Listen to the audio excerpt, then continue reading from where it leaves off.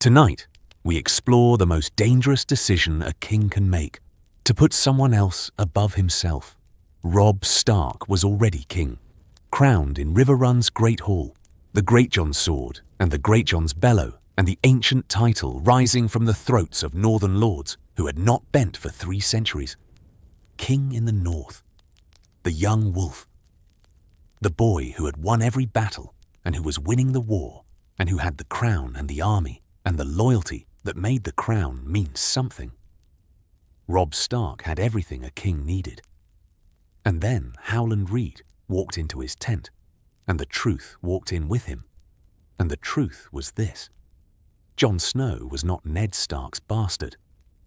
Jon Snow was Rhaegar Targaryen's son, born to Lyanna Stark in a tower in Dorne, hidden for 17 years behind a lie that Ned had carried to his grave. The truth was a weapon, the most powerful weapon in the 7 kingdoms, more powerful than swords, more powerful than dragons, more powerful than the 20,000 men camped outside Robb's tent. Because the truth said, there is a man alive who has a better claim to the Iron Throne than every king currently fighting for it. And that man is your brother. And your brother is on the wall. And the wall is 1,000 miles from the war. And the question is not whether the truth matters, but when you use it and what you're willing to lose in the using.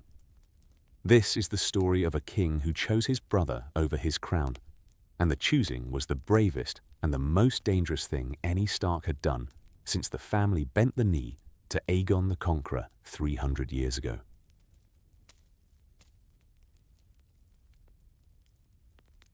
The tent, the night the truth arrived.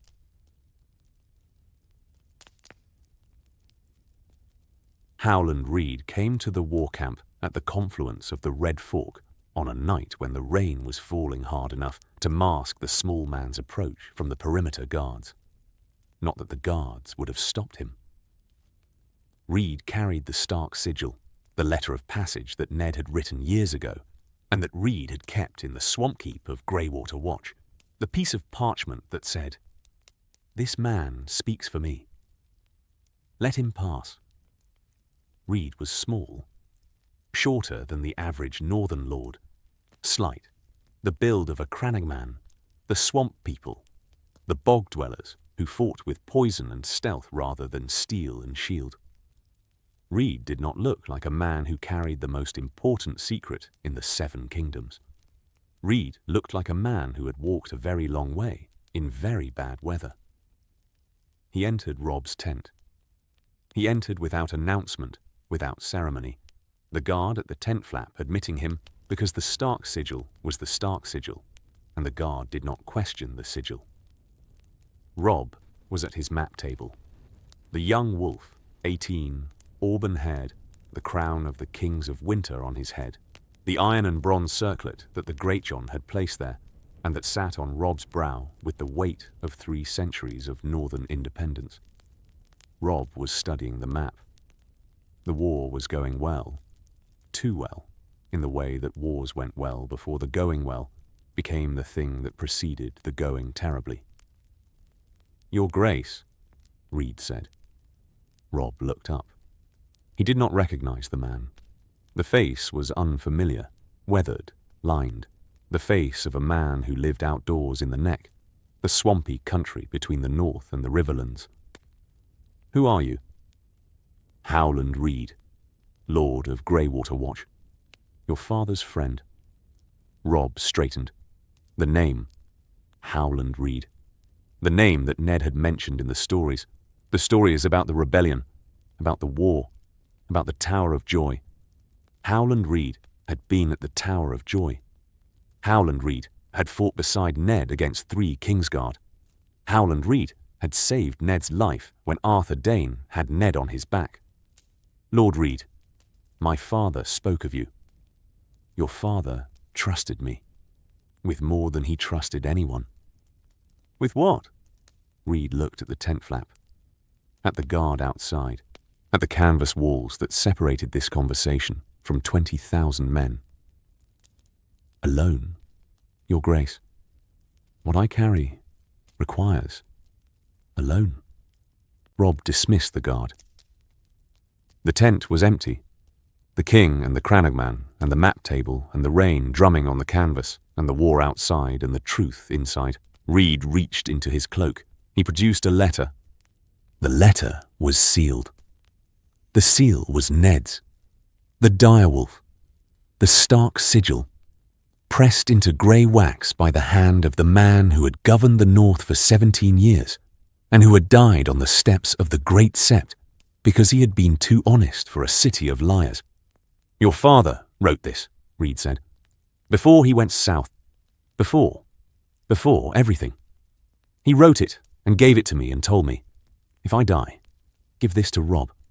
If I live, burn it. If you die." He knew. Your father, Ned, knew that the South was dangerous. He knew that the truth he was carrying might kill him. He prepared for the killing. Robb took the letter, the seal, his father's seal, the wax pressed by his father's ring, the ring that Ned had worn every day that Robb had known him.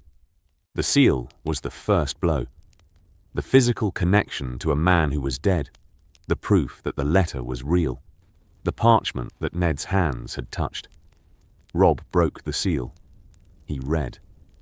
The letter was in Ned's handwriting, the angular, northern script that was Ned's signature. Not the practiced calligraphy of a maester, but the rough, practical hand of a lord who wrote his own letters, because the writing was the thing that made the letters honest. The letter said, "Robb, if you are reading this, I am dead. I am sorry for the dying, and I am sorry for the secret. Both were my fault. The secret is this: Jon is not my son. Jon is the son of my sister, Lyanna, and Prince Rhaegar Targaryen. They married in secret. The marriage was real. Jon is not a bastard. He is a true-born son of the last crown prince. I brought Jon north from the Tower of Joy with a promise to Lyanna that I would protect him. The protection required the lie. I am sorry for the lie. I am sorry that I could not tell you, or your mother, or Jon himself. The lie kept him alive. Robert would have killed him. The world would have killed him. The lie was the shield. The secret is now yours. What you do with it is your choice. I trust your judgment. I trust your heart. I trust you to do what is right, even when the right is the hardest thing in the world. Jon is your cousin. Jon is Lyanna's son. Jon is a Stark by blood, and a Targaryen by blood, and a man of honor by raising. And the man of honor is the part that matters most. Protect him. Whatever you decide about the truth, protect him. That is the promise. Your father, Ned. Robb read the letter twice. He set the letter on the map table. He put his hands on the table's edge. He held the edge because the edge was the thing his hands could do while his mind processed the impossible. Jon was not his brother. Jon was his cousin. Jon was Rhaegar Targaryen's son. Jon was the true-born heir to the Iron Throne. You were there, Robb said, to read. The voice was controlled, the Lord's voice, the King's voice, the voice that governed 20,000 men and that was now governing a mind that was threatening to come apart. At the Tower of Joy. I was there. I saw your aunt. I heard the promise. I helped your father bring the baby north. And you've kept this. For 17 years, as your father asked. 17 years. 17 years of a secret that could have started a war. Your father chose silence. I honored the choice. Robb looked at the letter, at Ned's handwriting, at the words that were reshaping everything he knew about his family, his brother, his war, and his crown. Does Jon know? Robb said. No. Your father never told him. Jon doesn't know who he is. Jon knows who he is. Jon is a Stark. What Jon doesn't know is what his blood is. His blood is Targaryen. His blood is Targaryen and Stark, both. The combination is... Reed held the pause. The combination is the thing your father was protecting. Not just the Targaryen in Jon, the Stark in Jon, the boy who is both. Robb held the table. The rain fell. The camp slept. The war waited. And the king in the north stood in his tent with a dead man's letter and a living man's testimony, and the truth that was going to change everything. "Who else knows?" Robb said. "Nobody. Living. Your father took the secret to the sept. I am the only witness. Nobody. Nobody. The truth lives in this tent, Your Grace. In your hands. What you do with it is my choice. Your choice." Robb looked at the letter one more time. The handwriting. The words. The father who had lied to the world to protect a baby, and who was now from the grave, trusting his son to carry the lie or the truth, whichever the son's judgment demanded. "I need time," Robb said. "Take it. The truth has waited 17 years. It can wait a while longer. Stay. In the camp. Don't speak of this to anyone. I've kept the secret for 17 years, Your Grace. A few more days won't strain the keeping." But Reed did not leave immediately. Reed stayed because Robb asked him to stay, because the letter was not enough, because the letter was a dead man's words on parchment, and the parchment needed a living witness. "Tell me what happened," Robb said. "At the tower." Reed sat. The small man, the Crannog man who had walked through rain for a month to deliver a secret, sitting in the king's tent in the war camp, the canvas walls holding the conversation the way the neck held secrets. Completely. "Your father and I rode to Dawn," Reed said, "with 5 others. Good men, Martin Cassell, Theo Wool, Ethan Glover, Sir Mark Risewell, Howland Reed. 7 northerners riding into the Red Mountains to find Lyanna. 7. 7 against 3. 3 Kingsguard, Arthur Dane, Oswell Went, Gerald Hightower, the finest knights in the 7 kingdoms, standing in the doorway of a tower in the middle of nothing, guarding a woman who was dying." "Guarding her from what?" "From rescue. From your father. From the world that would have taken her back and taken the baby, and ended the secret." Reed's voice. Low, flat. The voice of a man reciting a memory that had been playing behind his eyes for 17 years. Arthur Dane stood in the doorway, with Dawn, the sword of the morning, the white blade. Dane was the best. Better than Jaime Lannister, better than Barristan Selmy, better than anyone I've seen before or since. And father beat him.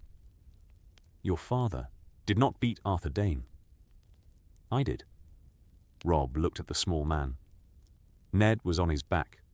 Dane had him. Dawn at Ned's throat, the fight over. The best swordsman in the world about to kill, the most honorable man in the north.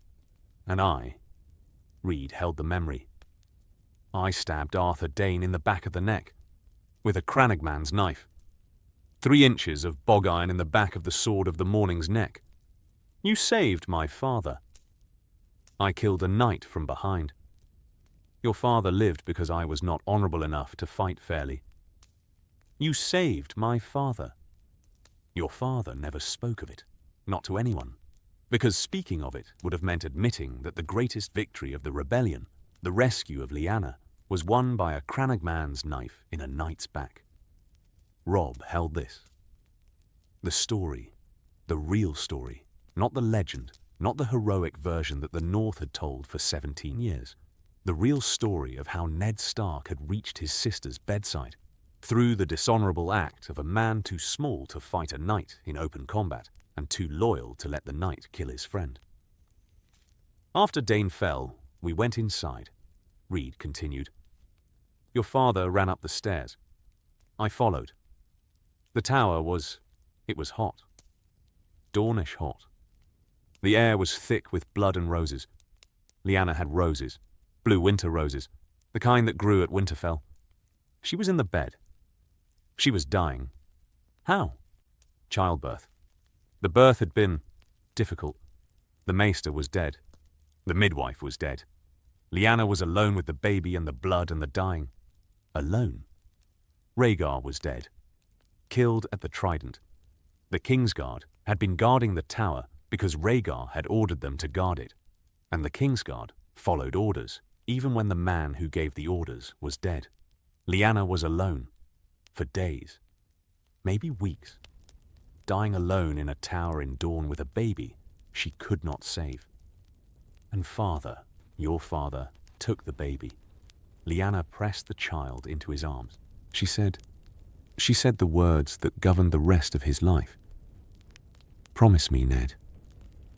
Promise me. She made him promise to protect the child, to hide the child, to keep the child safe from Robert, who would have killed the baby because the baby was Rhaegar's. And Robert killed everything that was Rhaegar's. And father promised. Your father promised. And your father kept the promise for 17 years. The promise cost him his honor, the lie about the bastard, the shame, the dishonor that the lie produced. The promise cost him his marriage, the distance between him and your mother, the wound that the bastard's existence created. The promise cost him everything except the boy. The boy lived. The boy lived. Your father sacrificed everything to keep that promise, and the boy lived. And the boy is on the wall right now, alive, because your father was the kind of man who kept his promises, even when the keeping destroyed him. Reed was quiet. The tent was quiet. The rain fell. Thank you, Robb said, for carrying this. I carried it because your father asked. The carrying was the least I could do for the man who should have died at the Tower of Joy, and who lived because I was too dishonorable to let him die. Reed left. Robb stood at the map table with the letter and the crown and the war and the truth and the question that was going to define the rest of his life. What did a king do when his brother was more than a brother? Catelyn, the first person Robb told. Robb told his mother the next morning because telling his mother was the thing Robb did when the world was too heavy for one person, and because his mother's reaction would tell him whether the truth was survivable. He told her in the command tent. Alone. The letter on the table between them. The handwriting visible. Ned's handwriting. The angular northern script that Catelyn had read on 1,000 letters, and that she now read on the letter that changed everything she knew about her marriage. Catelyn read the letter. She read it once. She set it down. She picked it up. She read it again. The second reading was slower. The Tully mind processing the implications, the political intelligence that was Catelyn's gift, working through the consequences, while the mother's heart was working through the pain. Lyanna, Catelyn said. Lyanna. The boy is Lyanna's. Lyanna and Rhaegar's. Catelyn held the letter. The hands, steady. Tully steady. The hands of a woman who had managed a household through war and grief, and who would not shake now. Not for this. Not for the revelation that the bastard she had resented for 17 years was not a bastard, and was not Ned's son, and was not the product of Ned's infidelity, but the product of Ned's honor. He lied to me, Catelyn said. He protected Jon. He lied to me, his wife, for 17 years. He let me believe. He let me treat that boy as... The composure cracked. Not dramatically, the Tully crack, the controlled fracture that allowed the pressure to escape without the structure collapsing. I was cold to a child who was my good sister's son, my nephew, Lyanna's child. I treated him as... Robb, I treated him as the evidence of your father's betrayal. And the boy was the evidence of your father's honor. I know. He could have told me. I would have kept the secret. I would have treated the boy differently. He couldn't risk it. Robert is dead. Robert has been dead for months, and your father is dead. And the secret cost everything it was trying to protect. Because the boy grew up thinking he was a bastard, and I grew up thinking my husband had. She stopped, the composure reasserting, the Tully discipline, the fierce control that was the only thing between Catelyn and the collapse that the revelation demanded. What are you going to do? I don't know. You're the king in the north. You have a crown and an army and a war. And you've just learned that your brother, your cousin, is the true-born heir to the Iron Throne. The heir that 5 kings are fighting over. What are you going to do? That's what I'm asking you. You're asking me. I'm asking the smartest political mind in this camp, which is you. Catelyn looked at her son. The king. The boy who had been crowned and who was now carrying the weight of a truth that would reshape the war if it was revealed and destroy the family if it was hidden. You cannot reveal this now, Catelyn said. The political mind engaging, the Tully assessment overriding the mother's pain. If you declare Jon's parentage today, the northern lords will fracture. Half of them crowned you because you're Ned's son. If you tell them that Ned's bastard is a Targaryen, if you ask them to follow a Targaryen heir, half will refuse. The north did not rise for a dragon. The north rose for a wolf. I know. Stannis will see Jon as a rival. Tywin will see Jon as a weapon to be destroyed. The Tyrells will calculate. Every faction will respond. And every response will be directed at the Stark position, because the Stark position is the one holding the secret. I know. And Jon is on the wall. Jon swore an oath. Jon is a man of the Night's Watch, and the Night's Watch takes no part.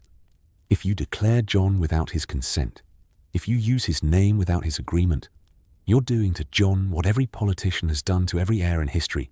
Using him? I won't use him. Then what will you do? I'll prepare. The truth is a weapon. You said it yourself. Weapons are most effective when they're deployed at the right moment. Not now. Not when the North is fragile and the war is uncertain. Later, when the position is strong. When the lords are committed. When Jon is here, beside me, not on the wall. You want to bring Jon south. I want to bring my brother home. Your cousin, my brother. Blood doesn't change what we are to each other. Catelyn held the word. Brother. The word that Robb used for the boy who was not his brother, but who was, in every way that the raising had produced, the closest thing to a brother that the world could manufacture. Bring him home, Catelyn said, but do it carefully. A man of the Night's Watch leaving the wall is a deserter. A deserter from the Night's Watch is executed. I'm the king in the north. The wall is in the north. I can release him. You can try to release him. The Watch may not agree. The Watch will agree, because the alternative is disagreeing with a king who has 20,000 swords. That's not honor. That's coercion. It's governance. Honor and governance they're not always the same thing, Mother. Father learned that. The hard way. Catelyn held this. The son who was learning the thing the father had died learning. That honor in a world of politics was a blade that cut the man who wielded it as often as it cut the enemy. 3 people, Catelyn said. For now. You, me, and Reed. Nobody else. Not until we're ready. 3 people. And when you're ready, when the moment is right, you tell Jon first. Before the lords. Before the world. You tell the boy who he is, and you let him decide what to do with the knowing. Because the knowing is his right, Robb. Not yours. His. I know. Promise me. The words, again. The echo across Stark lives and Stark deaths. the promise that held the family together through the lies and the truths and the consequences of both. I promise. The preparation. What Robb built. Robb spent 2 months preparing. 2 months of carrying the truth inside a circle of 3. Himself, Catelyn, Reed, while governing a war and managing a kingdom and fighting the Lannisters and the Baratheons and the 100 daily crises that the War of the Five Kings produced. The carrying was the hardest thing Robb had ever done, harder than the battles, harder than the crowning, harder than the grief of losing his father. Because the battles were external, the enemy was across the field, visible, fightable. The truth was internal. The enemy was the secret itself, the weight of knowing and not telling, the daily discipline of looking at lords who trusted him and not saying the thing that would change everything they trusted. He prepared the ground. He strengthened the Northern Alliance. He consolidated the River Lords, Catelyn's family, the Tullys, the River Houses, whose loyalty to the Stark cause was based on Catelyn's marriage, and that would need to be reinforced before the truth was revealed. He wrote to houses that might be sympathetic. He assessed lords who might resist. He planned for the reactions. Reaction 1. The Northern Lords. The North had crowned a Stark. Revealing a Targaryen would test the crowning. Some lords, the Umbers, the Mormonts, the houses whose loyalty was personal rather than political, would follow Robb regardless. Other lords, the Boltons, the more cautious houses, would assess the Targaryen revelation as a risk rather than an opportunity. Reaction 2. The River Lords. Edmure Tully was the most important River Lord reaction, and Edmure's reaction was the most complicated. Edmure was Catelyn's brother. Edmure was the Lord of Riverrun, the castle that housed Robb's court, the fortress that was the Northern Army's base of operations. Edmure was the man whose territory the war was being fought on, and whose people were paying the price of every battle in burned farms and dead sons. Robb told Edmure in the 6th month, not by choice, by necessity. Edmure had noticed the inner circle's meetings. Edmure had noticed Jon's presence. Edmure had noticed the Crannogman and the private conversations, and the look on his sister's face that said, "I know something you don't." "Tell me," Edmure said, to Catelyn, in the solar, the brother and the sister, the Tully conversation that was the precursor to the Stark conversation. "Robb will tell you. Robb is telling me through you, because you're here, because you have the look." What look? The cat look. The look you get when you're managing something enormous, and you're doing it well, and you want everyone to know you're doing it well, but you can't say what it is. That's remarkably specific. I've been your brother for 30 years. I know the looks, Catelyn told him. The abbreviated version, enough to establish the truth without the full emotional weight that the full version carried. Edmure processed. Edmure's processing was different from the Northern processing. The Northern Lords processed through silence and assessment, the stoic absorption of information that was the North's governing quality. Edmure processed through reaction, the Tully way, the emotional response that preceded the analytical one. "A Targaryen," Edmure said. "The boy is a Targaryen. The boy is Lyanna's. The boy is Rhaegar's. Cat, my house, fought the Targaryens. My father fought in the rebellion. We bled for Robert's cause, the anti-Targaryen cause, and now you're telling me that the king in the north, the king whose army is camped in my castle, eating my food, defending my people, the king's brother is a Targaryen heir. The king's brother is Lyanna Stark's son, who happens to have Targaryen blood. The happening is the problem. The happening is the thing that makes every lord in the Riverlands ask, are we fighting for northern independence, or are we fighting for a Targaryen restoration? Because the answer changes everything. The lords who followed the north for independence will not follow the north for a dragon prince.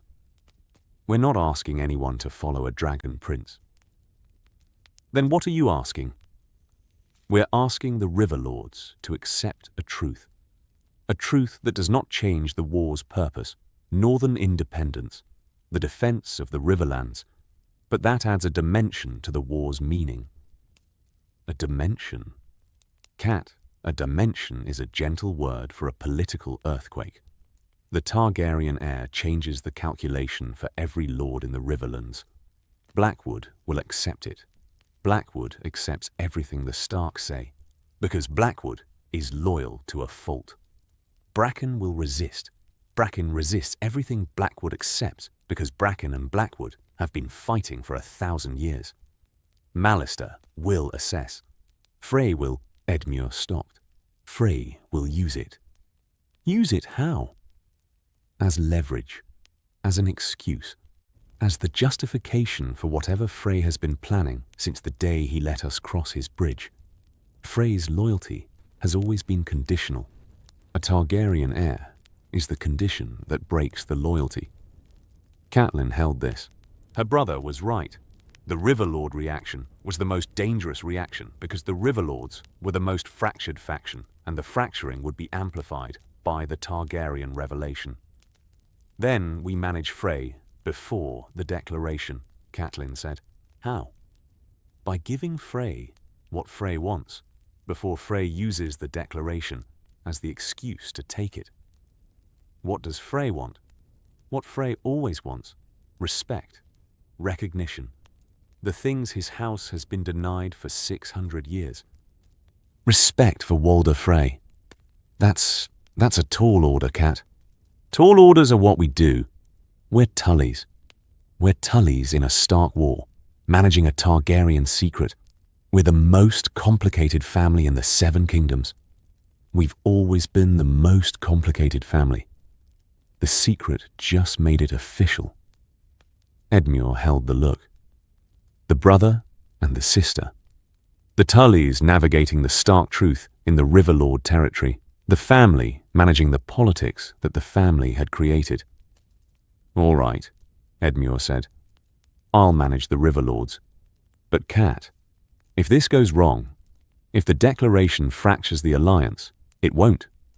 If it does, then we manage the fracture, the same way we've managed everything else. With Tully discipline and Stark stubbornness, and the refusal to let the world break what we've built. That's the most inspiring thing you've said to me in 30 years. I've been saving it.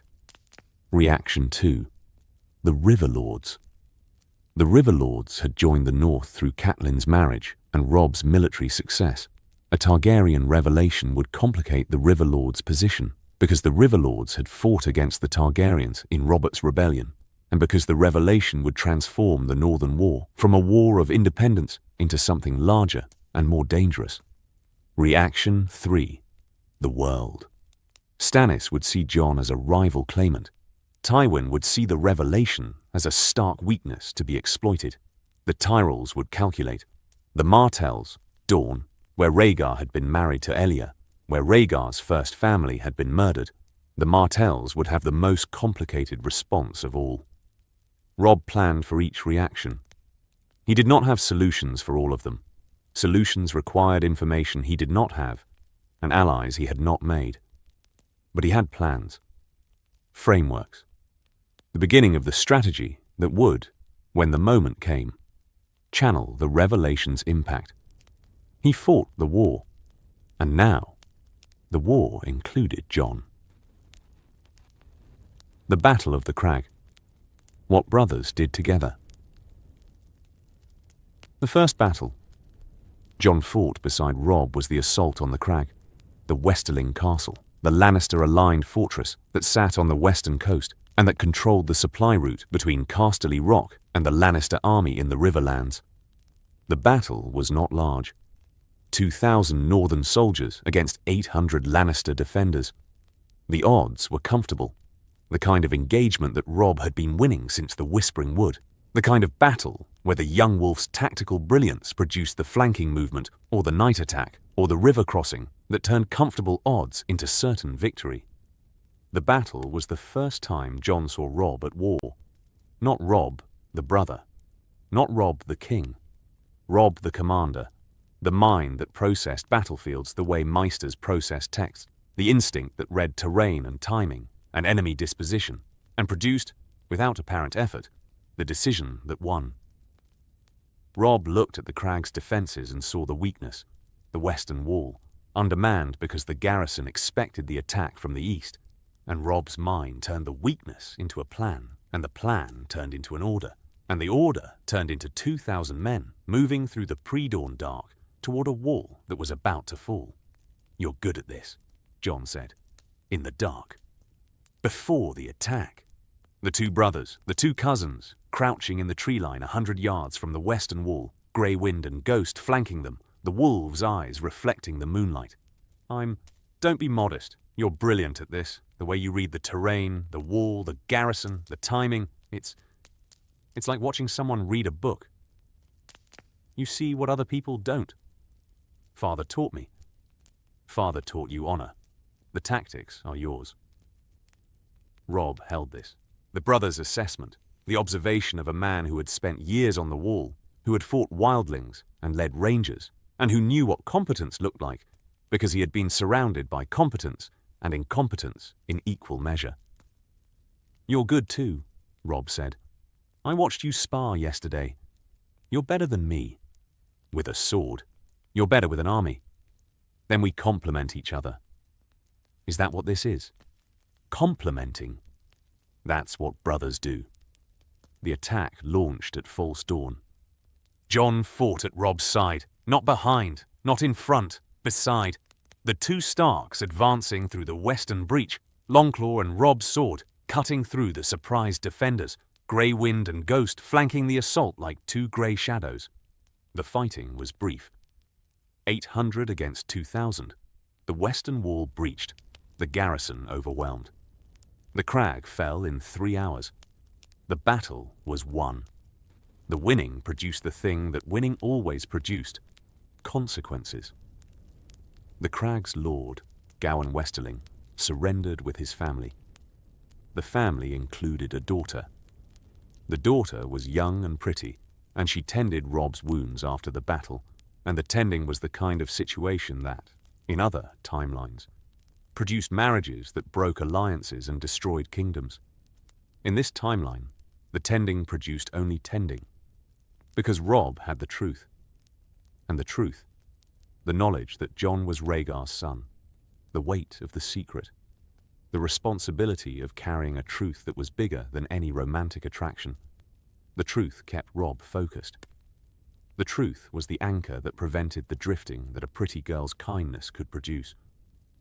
"She's beautiful," Jon said, watching the Westerling girl tend Robb's arm. "She's Lannister allied. She's still beautiful. Beauty is not a strategy. Since when?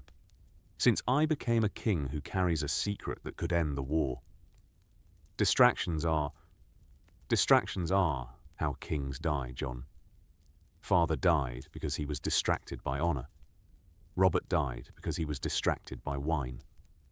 I am not going to die because I was distracted by a pretty girl. A pretty girl." Jon looked at his brother, the king who was carrying the truth and who was using the truth's weight to stay anchored, the man whose discipline was not natural virtue, but the consequence of carrying something too important to risk. "The truth is keeping you honest," Jon said. "The truth is keeping me alive." He won at Oxcross. He captured Lannister territory. He consolidated the position that would be the foundation for the revelation. The military strength that said, "We are not asking for the world's approval. We are informing the world of a truth, and the truth is backed by swords."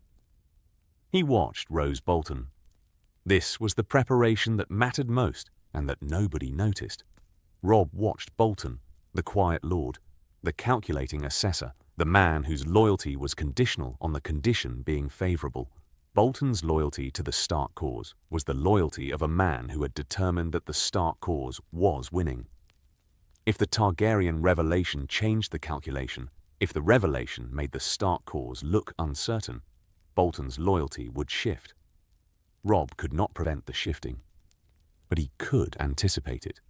And anticipation was the thing that separated the kings who survived from the kings who were murdered at weddings.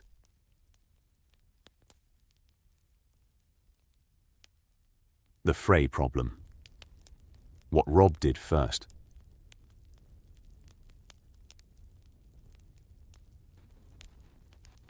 Before the declaration could happen, the Frey problem had to be managed. Walder Frey was the lord who extracted a price for everything and who had extracted the highest price in the war so far. Robb's marriage to a Frey daughter, the political union that was the cost of crossing the twins' bridge. The marriage agreement was Robb's leash, the obligation that bound the Stark cause to the Frey cause and that gave Walder Frey leverage over the king in the north. A Targaryen declaration would give Frey an excuse to break the arrangement. The excuse would be legitimate. The northern cause had changed. The Stark king was now championing a dragon prince. The terms of the original agreement no longer applied. Frey would use the excuse to renegotiate, and Frey's renegotiations were always more expensive than the original terms. Robb addressed the Frey problem before the declaration. He travelled to the twins, personally, with a small guard and the crown on his head, and the king's authority in his voice. He travelled because the Frey problem could not be managed by Raven. The Frey problem required the physical presence of the king, the face-to-face negotiation that Walder Frey demanded, because Walder Frey believed that agreements made at a distance were agreements that could be broken at a distance.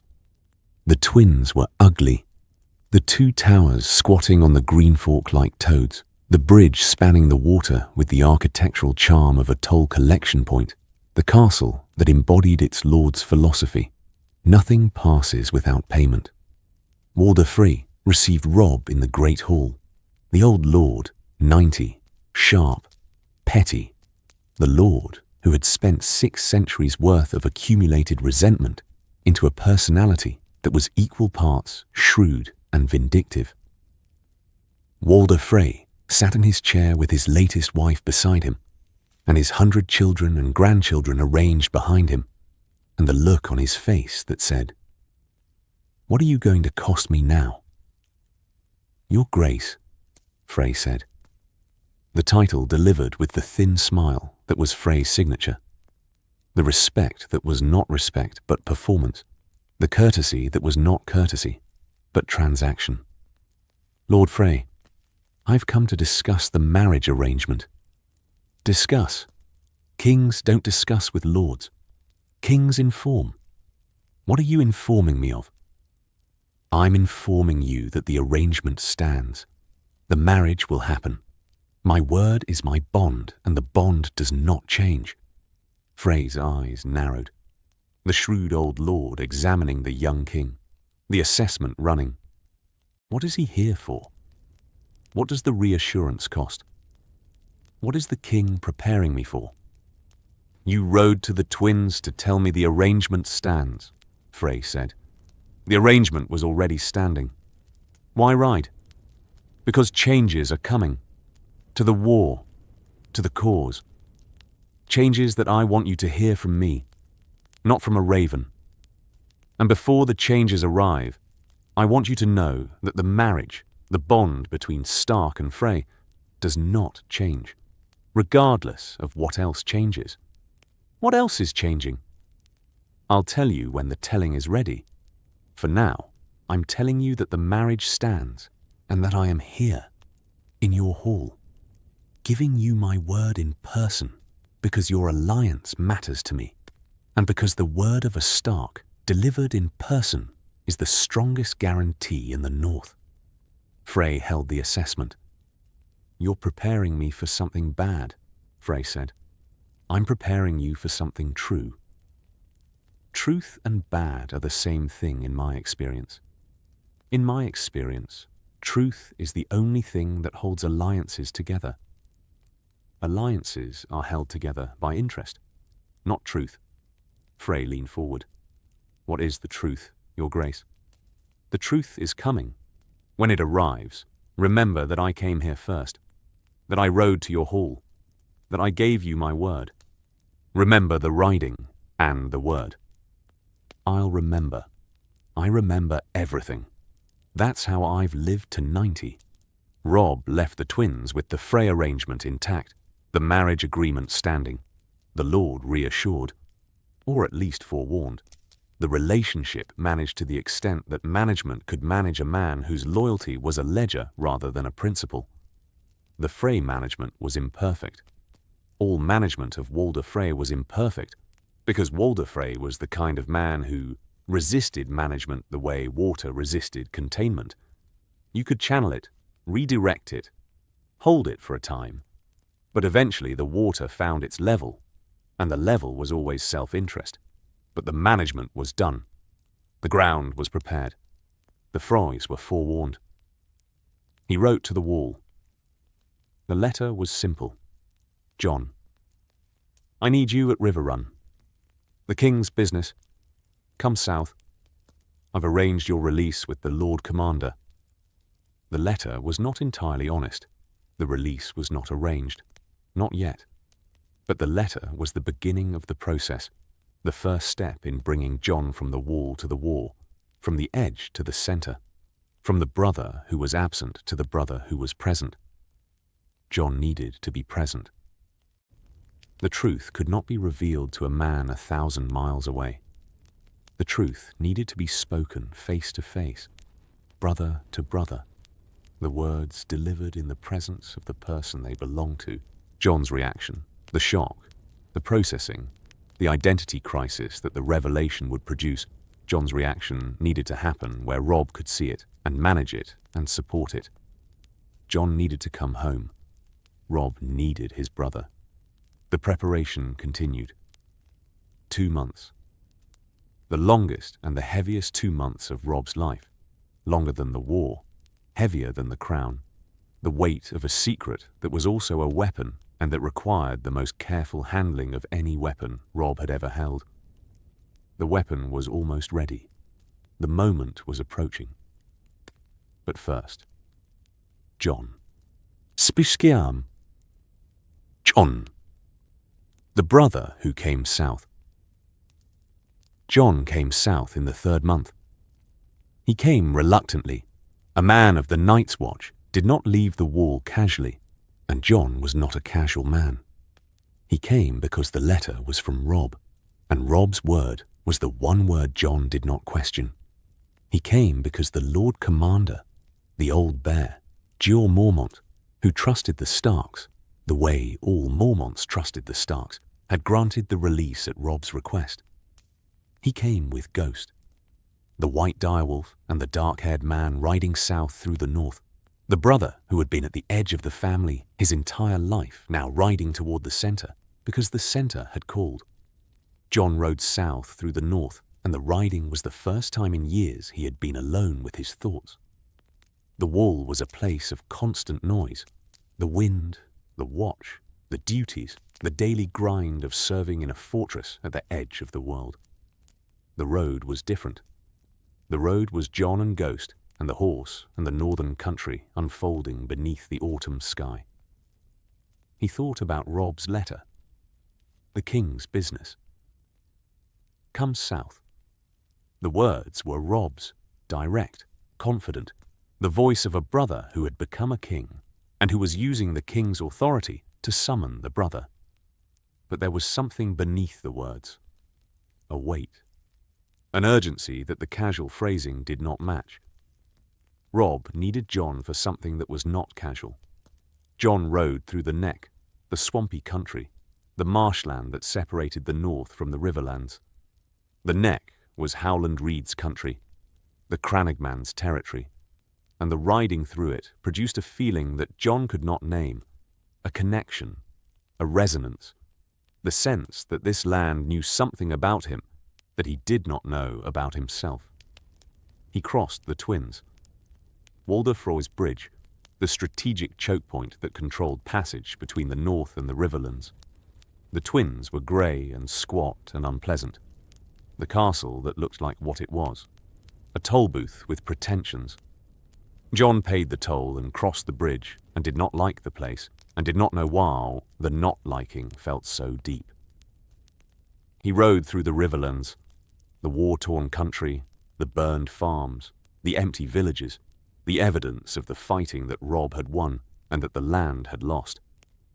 The riverlands were the battlefield, and the battlefield's scars were visible in every mile. The charred farmsteads, the abandoned keeps, the quiet roads where the silence was the silence of a country that had been bled. Ghost ran ahead. The white wolf, huge now, the size of a small horse, the red eyes scanning the road with the predator's assessment of everything and the predator's dismissal of everything that was not a threat. Ghost was comfortable in the south. Ghost was comfortable everywhere, because Ghost carried his territory with him. The territory was Jon, and Jon was here. And here was where Ghost needed to be. The ride took 2 weeks. 2 weeks of solitude and thinking, and the slow approach to the thing that Robb needed him for. 2 weeks during which Jon's life was still the life he knew. The bastard's life. The Watcher's life. The life of a man whose identity was fixed and known, and despite its pain, stable. The stability was about to end. Jon did not know this, but the road knew.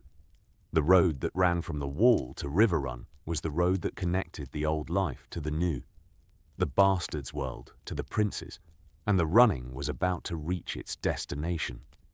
Jon arrived at River Run on an evening in late autumn. He rode through the castle gates with the black cloak of the Night's Watch on his shoulders and Longclaw at his hip, and the face that Robb now saw, with the knowledge the letter had given him, Lyanna's face. The Stark face, the face that was Ned's sister's face on Rhaegar's son's body, the living proof of a secret that Robb had been carrying for 2 months and that he was about to share. Jon, Robb embraced him, in the courtyard, in front of the lords and the soldiers and the household of River Run. The king embracing the man of the watch, the brother holding the brother, the grip that was too tight and too long, and that contained the thing that Robb could not say yet. I know. I know who you are. You look. Jon stepped back. The grey eyes, Stark eyes, Lyanna's eyes, assessing Robb the way Jon assessed everything, from the outside. You look older. I'm king. Kings age fast. You look like father. The word, father, hit Robb in the chest. Father, Ned. The man who had lied and died and left the truth in a letter sealed with a direwolf. You look like... Robb stopped. Like your mother. Like Aunt Lyanna. Like the woman whose statue I visited in the crypts without knowing that her son was standing beside me. You look good, for a man who lives on the wall. The wall keeps you lean. The war does the same. They walked into the castle, side by side, the king and the watchman, the brothers who were not brothers, the cousins who did not know they were cousins, or rather, one who knew and one who did not. And the gap between the knowing and the not knowing was the gap that Robb was going to close. Tonight. He was going to close it tonight. The telling. The night Robb spoke. He told Jon in the Godswood. Not Winterfell's Godswood, River Run's, the small collection of trees that the Tullys maintained for their northern visitors, the token acknowledgement of the old gods in a castle of the Seven. The Godswood was the closest thing to privacy that River Run offered, and privacy was the thing this conversation required. I need to tell you something, Robb said. About father, about you. Jon looked at him. The grey eyes, alert, focused, the eyes of a man who had learned to read situations at the wall, where misread situations produced dead men. About me. Robb produced the letter, Ned's letter, the sealed parchment, the direwolf wax, the handwriting that Jon would recognize, because Jon had received letters from Ned his entire life, and because a father's handwriting was as familiar as a father's voice. Father wrote this before he went south. He gave it to Howland Reed with instructions to deliver it to me if father died. Jon took the letter. He held it. He looked at the seal, the direwolf, the grey wax. And his hands were steady, because Jon's hands were always steady, and the steadiness was the thing that would break. "Read it," Robb said. Jon broke the seal. He read. Robb watched Jon read. He watched the way a man watched his brother walk toward a cliff, the helpless observation of a person approaching a drop that could not be prevented, the loving witness to a moment that would change everything. Jon's face did not change while he read. The stark face, the mask, the composure, the wall between the man and the world that every Stark maintained because the maintaining was the only defense the Starks possessed. Jon's face did not change. Jon's hands shook. The shaking was the truth arriving in the body before the mind could process it, the physical manifestation of a world shifting on its axis, the body's recognition that the words on the parchment were not a story or a theory or a rumor, but the truth, delivered in a dead man's handwriting, about a living man's identity. "Lyanna," Jon said. "Your mother." "Rhaegar." "Your father." Jon set the letter down. He set it on the ground, on the earth of the godswood, on the soil where the trees grew, on the northern ground that was the closest thing to Winterfell that this southern castle could provide. He set the letter down, and he pressed his hands against his knees, and he breathed. "I'm not," Jon started, stopped, started again. "I'm not your brother. You're my brother. I'm your cousin. You're my brother. Blood doesn't, Jon.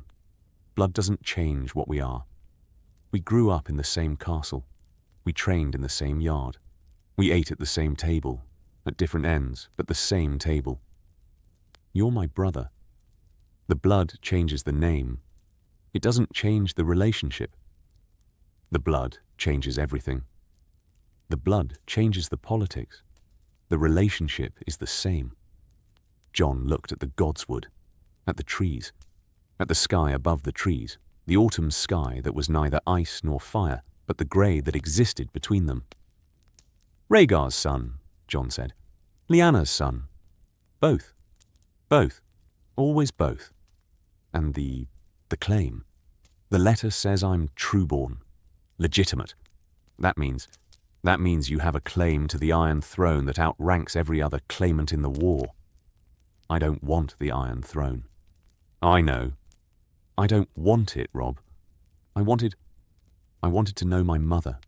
That's what I wanted my entire life. My mother's name. And now I have it, and the name comes with a crown and a war and—" He stopped. The composure failing. Not the dramatic failure, the quiet failure. The man's control reaching its limit, and the limit producing not tears but silence.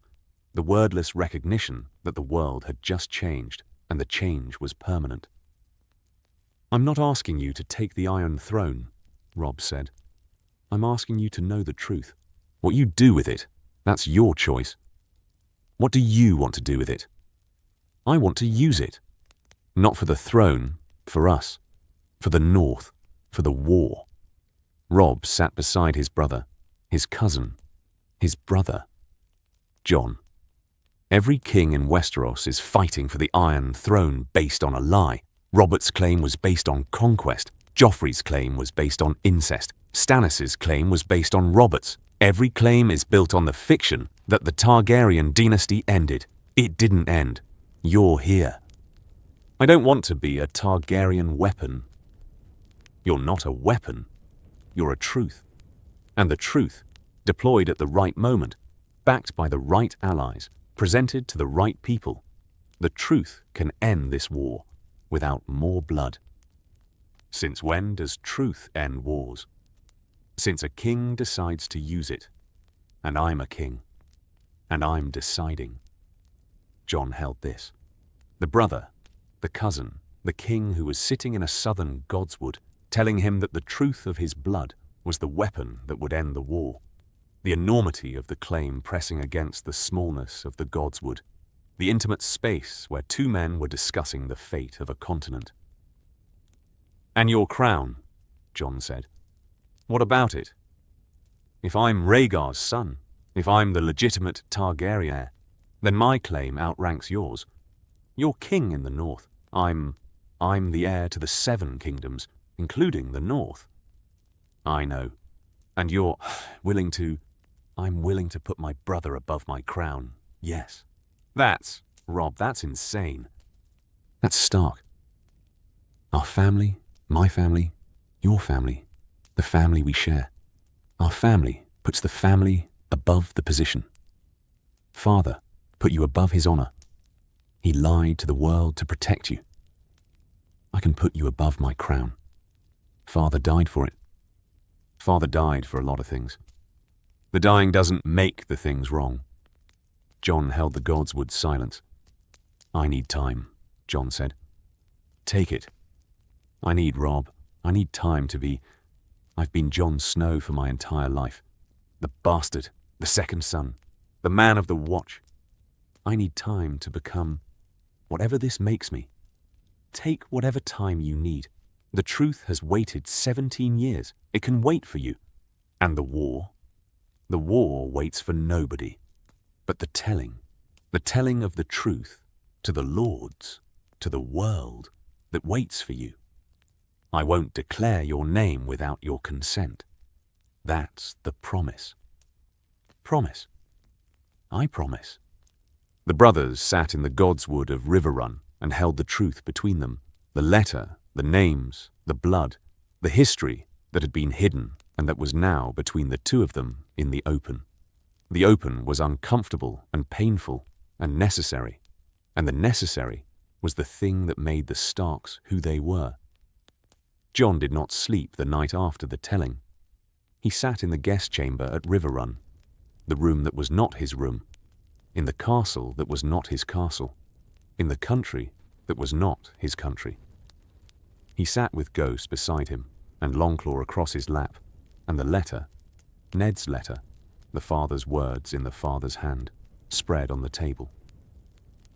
He read the letter again, a third time, a fourth. Not because the words changed, the words were permanent, the ink dried, the truth fixed, because each reading produced a different response, the mind processing the impossible in layers, each layer revealing something the previous layer had covered. The first reading had produced shock, the blank, white, identity-erasing shock of a man discovering that the thing he had been his entire life, a bastard, a Snow, the product of a lord's failure, was a fiction. The fiction had been his identity. The fiction had governed every decision, every relationship, every moment of belonging and not belonging that had shaped Jon's life. The second reading had produced grief, not for the fiction, for the father, for Ned, the man who had carried the truth alone, who had built the lie and maintained the lie and paid the price of the lie every day for 17 years. The man whose honor had been damaged by the lie, the most honest man in the north, dishonored by the lie that kept a baby alive. The grief was for Ned's sacrifice, the daily cost of maintaining a fiction that consumed the man who maintained it. The third reading produced anger, not at Ned, at the world. At the world that had made the lying necessary. At Robert Baratheon, whose hatred of the Targaryens was so absolute that a baby had to be hidden behind a lie. At the war that had started the chain of events. At Rhaegar, whose choices had produced the chain. At Lyanna, whose love had set the chain in motion. At every person in the chain except the baby, because the baby was blameless, and the blameless baby had become a blameless man, who was now carrying the chain's full weight. The fourth reading produced nothing, emptiness. The calm that arrived after the shock and the grief and the anger had expended themselves, the emotional equivalent of a field after a fire, the ground cleared of everything combustible, the landscape bare and waiting for whatever grew next. "Who am I?" Jon said. To Ghost, to the room, to the letter. Ghost pressed against his leg. The wolf's answer, Steady, cold. The bond that said, "You are the man I belong to." The name is irrelevant. The belonging is permanent. "Jon Snow," Jon said, testing the name. The name he had carried for 17 years. The name that was not a lie exactly. A fiction. A convenient label applied to a complicated truth, the way a name was applied to a river that had many sources. Aegon Targaryen. Testing the other name. The name that was true. Real. The name his mother had given him in a tower in Dawn while she was dying. The name that was heavy, with 300 years of dynasty and madness and fire and the weight of a throne that Jon had never seen and never wanted to see. Jon Stark. Testing the third name. The name that was earned. Not given. Not inherited. Earned through 17 years of living in the North, of training with Starks, of absorbing Ned's values and Robb's brotherhood and the cold, hard, honest way that Starks lived. 3 names, 3 identities, 1 man. The man was going to have to choose. Not which name to carry, all 3 were his. Which name to be, which identity to inhabit, which version of himself to present to the world that was about to learn that Jon Snow, the bastard of Winterfell, was also Aegon Targaryen, the heir to the Iron Throne, and also Jon Stark, the man who wanted nothing more than to go home. "I don't know," Jon said. To Ghost. To the room. Ghost pressed harder. "I know," Jon said. "I know. You don't care about the names. You care about the man." Ghost closed his eyes. "The answer. The man," Jon said. "I'll figure out the names later." He did not sleep. But he held the letter, and he held the wolf, and he held the 3 names, and the holding was the beginning of the choosing, and the choosing was the thing that would determine what the truth became. The truth was out. The telling was coming. But first, the telling needed a moment, the moment when the truth would do the most good and the least harm, the moment that Robb had been preparing for, and that was approaching with the slow inevitability of a northern winter. Jon and Catelyn. What 17 years produced. Before the declaration, there was a conversation that needed to happen between the 2 people who had the most complicated relationship in Winterfell's history. Catelyn went to Jon. She found him in the yard, the place where Jon always was when he was not needed elsewhere. The physical space that was Jon's comfort zone. The training ground that had been the one place in Winterfell where the bastard status did not matter because sword skill did not recognize legitimacy. "Jon." He turned. The grey eyes. Lyanna's eyes. Catelyn now knew. The eyes she had spent 17 years resenting because she had thought they were Ned's infidelity looking back at her. The eyes were Lyanna's. The face was Lyanna's. The boy was Lyanna's. "Lady Stark, we need to talk. About everything. About 17 years. About the lie and the truth and the..." She stopped. The Tully composure. The fierce discipline that governed Catelyn's public behaviour. The composure was holding, but the holding was visible. The effort that the holding required, showing in the tightness of the jaw and the brightness of the eyes. "Robb told me," Jon said, "that he told you." "Robb told me. And the telling, Jon, the telling broke something in me. Not because the truth is bad, because the truth is good. The truth is good, and the goodness is the thing that breaks me. Because the truth means that the 17 years I spent treating you as an intruder, as a wound, as the evidence of my husband's failure, the 17 years were based on a lie, and the lie was keeping you alive. And the keeping alive was the most honourable thing Ned ever did. And I spent 17 years resenting the most honourable thing my husband ever did. The yard was empty.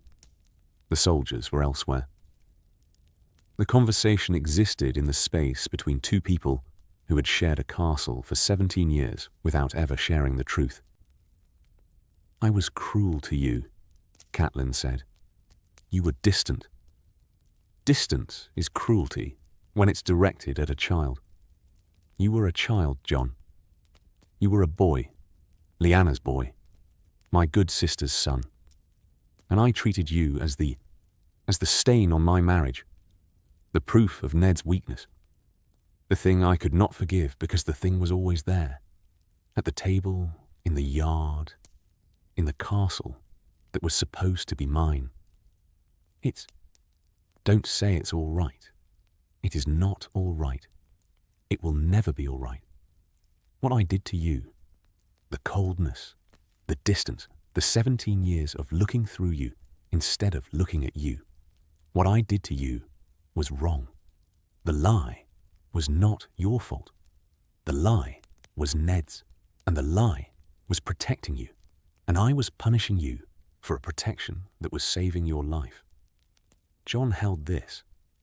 The woman who had been the cold center of his childhood, the presence in Winterfell that had defined Jon's experience as much as Ned's warmth or Robb's brotherhood. Catelyn had been the cold, the distance, the daily reminder that Jon did not fully belong. "I wanted you to like me," Jon said. "When I was young, 6, 7, I tried. I tried to be good. I tried to be helpful. I tried to earn..." He stopped. "I tried to earn something from you that I didn't understand I was never going to get. Approval. Acceptance. I couldn't give it. Not because of you, because of what you represented. Every time I looked at you, I saw Ned's failure, and the seeing made the accepting impossible. And now I look at you, and I see Lyanna. I see my good sister. I see the girl I never met, who loved a prince and who died in a tower, and whose son was brought home by the most honest liar in the 7 kingdoms. It's not enough. I know. 17 years of coldness is not repaid by a conversation in a yard. But the conversation is the beginning. And Jon, I am asking you to let me begin." Jon looked at the woman who had been his adversary for 17 years and who was now in a yard in Riverrun, asking for permission to start over. "All right," Jon said. "All right. All right. We begin." Catelyn held the word. The beginning.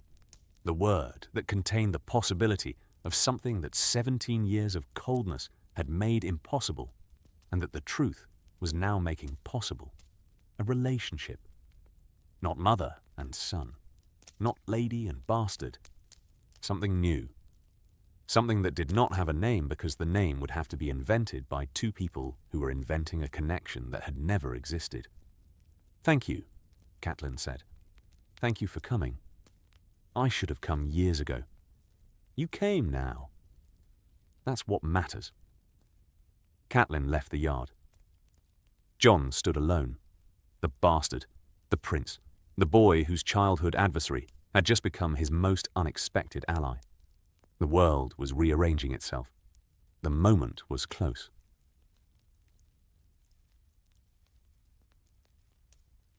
The brothers. What the truth did to them. The weeks after the telling were the weeks that tested the brotherhood. Not because the truth broke it. The truth did not break the brotherhood. The truth rearranged it, the way an earthquake rearranged a landscape without destroying the landscape. The hills were still there. The rivers were still there. But the contours were different, and navigating the new contours required a map that neither brother possessed. Jon was different. Not dramatically. The difference was beneath the surface, the internal recalibration of a man whose identity had been rebuilt from the foundation. For 17 years, Jon had been the bastard, the Snow, the second son, the boy at the lower table. The identity had been painful, but it had been stable, a fixed point, a known quantity, the thing Jon could lean on when the world was uncertain. The truth removed the fixed point. Jon was not a bastard. Jon was not a Snow. Jon was a prince, a Targaryen prince, the true-born son of the crown prince, the legitimate heir to a throne that had been fought over for years. The princeness was not a replacement for the bastardness. It was an addition, a layer placed on top of the existing identity, the new information sitting on the old identity, and producing a man who was neither the bastard he had been, nor the prince the truth said he was. Jon walked the same, talked the same, fought the same. But the eyes were different. Not the colour, but the depth. The grey eyes held something they had not held before. The knowledge. The awareness of who he was and what that meant, and the weight of a truth that was simultaneously liberating and crushing. "You're watching me," Jon said. To Robb. In the yard, 3 weeks after the telling. Sparring, the brothers' habit, the daily practice that was also the daily communication, the physical conversation that said the things the verbal conversations could not. "I'm not. You're watching me. The way you watched me when we were boys and I was learning a new sword form. Assessing. Checking. I'm worried about you. Don't be. You're processing the biggest revelation of your life. I'm allowed to worry. You're allowed. It's still annoying." Jon lunged. The practice sword. Fast, accurate. The swing of a man whose body remembered the training even when his mind was elsewhere. Robb parried. The swords met with the familiar crack that was the sound of their childhood, and that was now the sound of something different. Not brothers, but cousins. Not the Lord's son and the bastard, but the king and the prince. "Does it change how you fight?" Robb said. "Nothing changes how I fight." "Does it change how you see?" Robb gestured. "The yard, the castle, the war. This, all of this. It changes everything and nothing." Jon lowered the practice sword. "Everything because the name is different. The blood is different. The story is different. I'm not who I was. Nothing because I'm still..." He held the sword. "I'm still the boy from the yard. The boy who couldn't hold a shield. The boy whose brother taught him to parry. The boy is still here. Good. The prince is also here. Both. At the same time. And the both is..." Jon searched. "The both is crowded. Two identities in one body. The bastard and the prince. The Snow and the Targaryen. The wolf and the dragon. You're a Stark. I'm a lot of things. Stark is one of them. Stark is the main one." "Is it?" Jon looked at Robb. The king. The cousin. The brother who had been first in everything. First born, first named, first crowned. And who was now choosing to be second. To put his cousin ahead of himself. To champion a claim that outranked his own. "Is Stark the main thing when my father was a Targaryen prince? Your father was a Targaryen prince. Your uncle, the man who raised you, was a Stark lord. The raising beats the birthing. Every time. Does it? It does for me. You were raised by Ned Stark, in Winterfell, with wolves, in the cold. You are a Stark, Jon. The blood is Targaryen. The man is Stark." Jon held this. The assertion, the brother's assertion, the king's assertion, the cousin's assertion that blood was less important than raising, and that the raising was the thing that defined the man. "You really believe that?" Jon said. "I believe it enough to put my crown behind it. Your crown.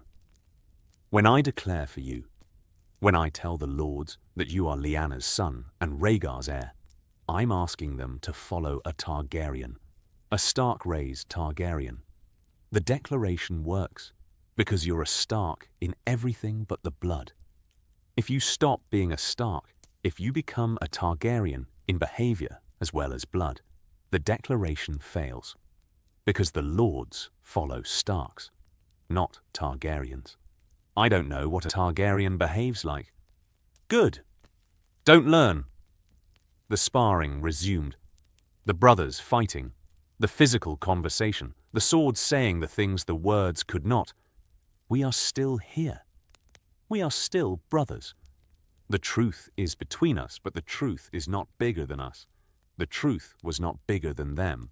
The truth was the thing they carried together, and the carrying was the brotherhood. And the brotherhood was the thing that the truth could not destroy, because the brotherhood had been built before the truth existed, and the before was the foundation, and the foundation held. The inner circle. Who Robb trusted. Robb expanded the circle in the 5th month. 3 became 5. Robb told the Blackfish, Brynden Tully, Catelyn's uncle, the veteran commander whose military judgment was the foundation of the Northern war effort, and whose political judgment was the second opinion that Robb trusted above all others. The Blackfish received the truth with the military man's response. Assessment first, emotion second. Rhaegar's son, the Blackfish said, in the command tent. The 5, Robb, Catelyn, Reed, Jon, and now Brynden Tully, the circle that held the truth. Rhaegar and Lyanna's. Legitimate? Married, in secret. Howland was there. A secret marriage. The Blackfish looked at Jon. The assessment, the soldier's evaluation of the man, the competence check that the Blackfish applied to everything and everyone. Can you fight? I've been fighting my whole life. Can you lead? I've been leading at the wall. The wall is 800 men and 6 deserters. Can you lead 20,000? I haven't tried. Honest. The Blackfish almost smiled. The almost. The warrior's approval of a man who answered honestly rather than boastfully. Honest is good. Honest keeps you alive longer than confident. Uncle, Catelyn said, the question is not whether Jon can lead. The question is whether the Lords will follow. The Lords will follow whoever wins battles. Battles win loyalty. Names don't. Names win legitimacy. Legitimacy wins crowns. Crowns are won by men who win battles and then claim the legitimacy. The order matters, Cat. Win first, claim second. The Blackfish was right. The order mattered. The declaration needed to come from strength, not weakness. A Targaryen heir announced from a winning position was a revelation. A Targaryen heir announced from a losing position was a desperation. Robb told Greatjon Umber next. The Greatjon, the lord who had crowned Robb, the man whose sword had started the king in the north, the massive warrior whose loyalty was as physical as his body. The Greatjon was the test case. If the man who crowned Robb would accept the truth, the other lords might follow. What? Umber said. The response was at the Umber volume, enormous, wall-shaking, the vocal equivalent of a battering ram. Jon is, I heard you. The bastard is. Umber caught himself. The boy is Rhaegar's son. Rhaegar and Lyanna's. Legitimate, trueborn. Umber looked at Jon. The assessment was different from the Blackfish's, less analytical, more instinctive. The large man examining the young man with the gut-level evaluation that lords of the old school applied to every question. Lyanna's boy, Umber said. Lyanna's boy? Ned's sister? The she-wolf? Umber's face did something that Robb had never seen on the Greatjon. It softened. The massive, war-hardened, battle-scarred face producing an expression that was not aggression or assessment, but memory. I knew Lyanna. Danced with her at Harrenhal. She stepped on my feet 3 times. Apologized for none of them. That sounds like her, Catelyn said. Lyanna's boy. Umber looked at Jon again, the softness hardening back into assessment, but the assessment informed by the memory, the connection between the dead aunt and the living nephew, providing the context that pure politics could not. And you want to declare for him? I want to declare the truth. The truth is he's a Targaryen. I crowned you, Stark. I put that iron on your head with my own hands. And now you're asking me to what? Follow a Targaryen, bend for a dragon prince. I'm asking you to follow the truth. The truth is complicated. The truth is always more complicated than the crowning. Umber drank. The Umber drink. Massive. Decisive. If I follow this Targaryen, this Stark Targaryen, because I can see the Stark in him, the boy looks like Ned. If I follow him, what am I following? The Iron Throne? The North? What? The North. Always the North. Jon is Lyanna's son. Lyanna was a Stark. The North protects its own. The North protects its own. Umber nodded. The nod was slow, the massive head moving with the deliberation of a man making a decision that he was not going to unmake. All right, Lyanna's boy. I'll follow Lyanna's boy, not because he's a Targaryen, because he's a Stark, and because the man who crowned you is willing to follow the man you champion. Because your judgment is... Umber stopped. Your judgment has been good, Stark. Don't make me regret it. I won't. You'd better not. I only crown people once. The circle held. The circle expanded. The preparation continued. The moment was coming. Bolton, the Lord who watched. Rose Bolton was not told. Bolton was watched. Robb watched Bolton because Robb had learned, through the months of command, through the daily observation that kingship required, that Bolton watched everything and shared nothing. Bolton's eyes were pale, and his voice was soft, and his loyalty was the loyalty of a man who had calculated that loyalty was currently profitable. Bolton noticed the changes. Bolton noticed that Howland Reed was in the camp.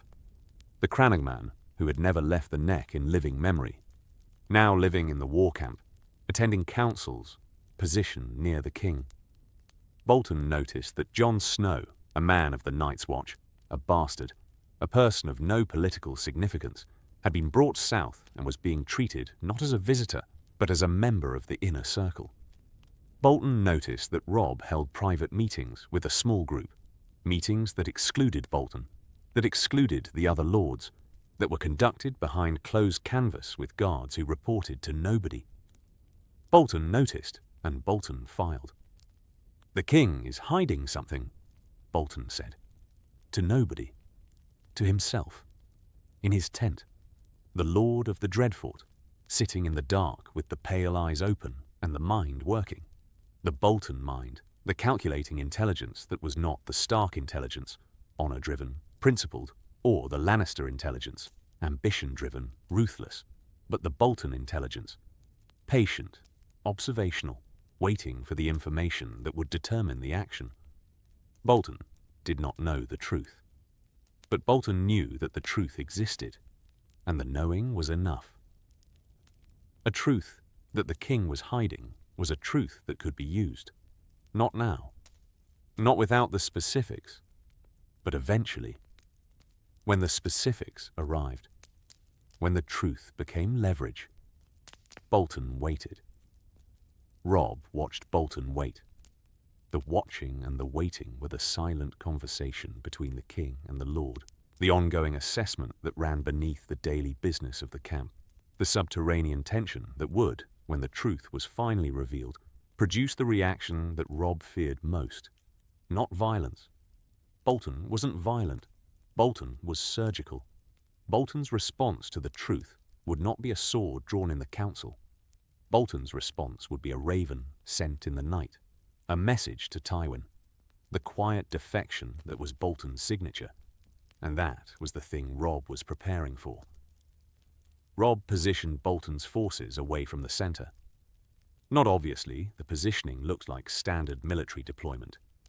But the deployment placed Bolton's men where the defection, if it came, would be manageable rather than catastrophic. The Bolton forces were the rear guard, the reserve, the position that was important enough to satisfy Bolton's pride and distant enough to limit Bolton's access. Bolton noticed the positioning. Bolton filed the positioning. Bolton waited. The game between the king and the lord continued. The declaration. The day Robb chose. Robb declared on the 7th month of the war, at a council of all the northern and river lords in the great hall of Riverrun, on a day when the military position was at its strongest and the political moment was at its ripest. The ripeness was calculated. Robb had won 3 battles in the previous month. The Lannister forces were retreating to the Westerlands. The river lords were liberated. The northern position was dominant. The young wolf undefeated. The crown secure. The loyalty of the lords at its peak. The peak was the moment when the declaration would be received from strength, not weakness. The moment when the truth would be heard by lords who were winning, not lords who were losing. Robb stood before the hall. The lords were assembled. Umber, Karstark, Mormont, Manderley, Glover, Tallheart, Serwyn, Bolton. The river lords, Mallister, Bracken, Blackwood, Frey. The full assembly of the Kingdom of the North and the Riverlands. The combined political body that had crowned Robb and that was now going to hear the truth that would test the crowning. Jon stood beside Robb. Not behind, beside. The positioning was deliberate. The king's brother at the king's side. The visual statement that preceded the verbal one. "My lords," Robb said, "I have served as your king for 7 months.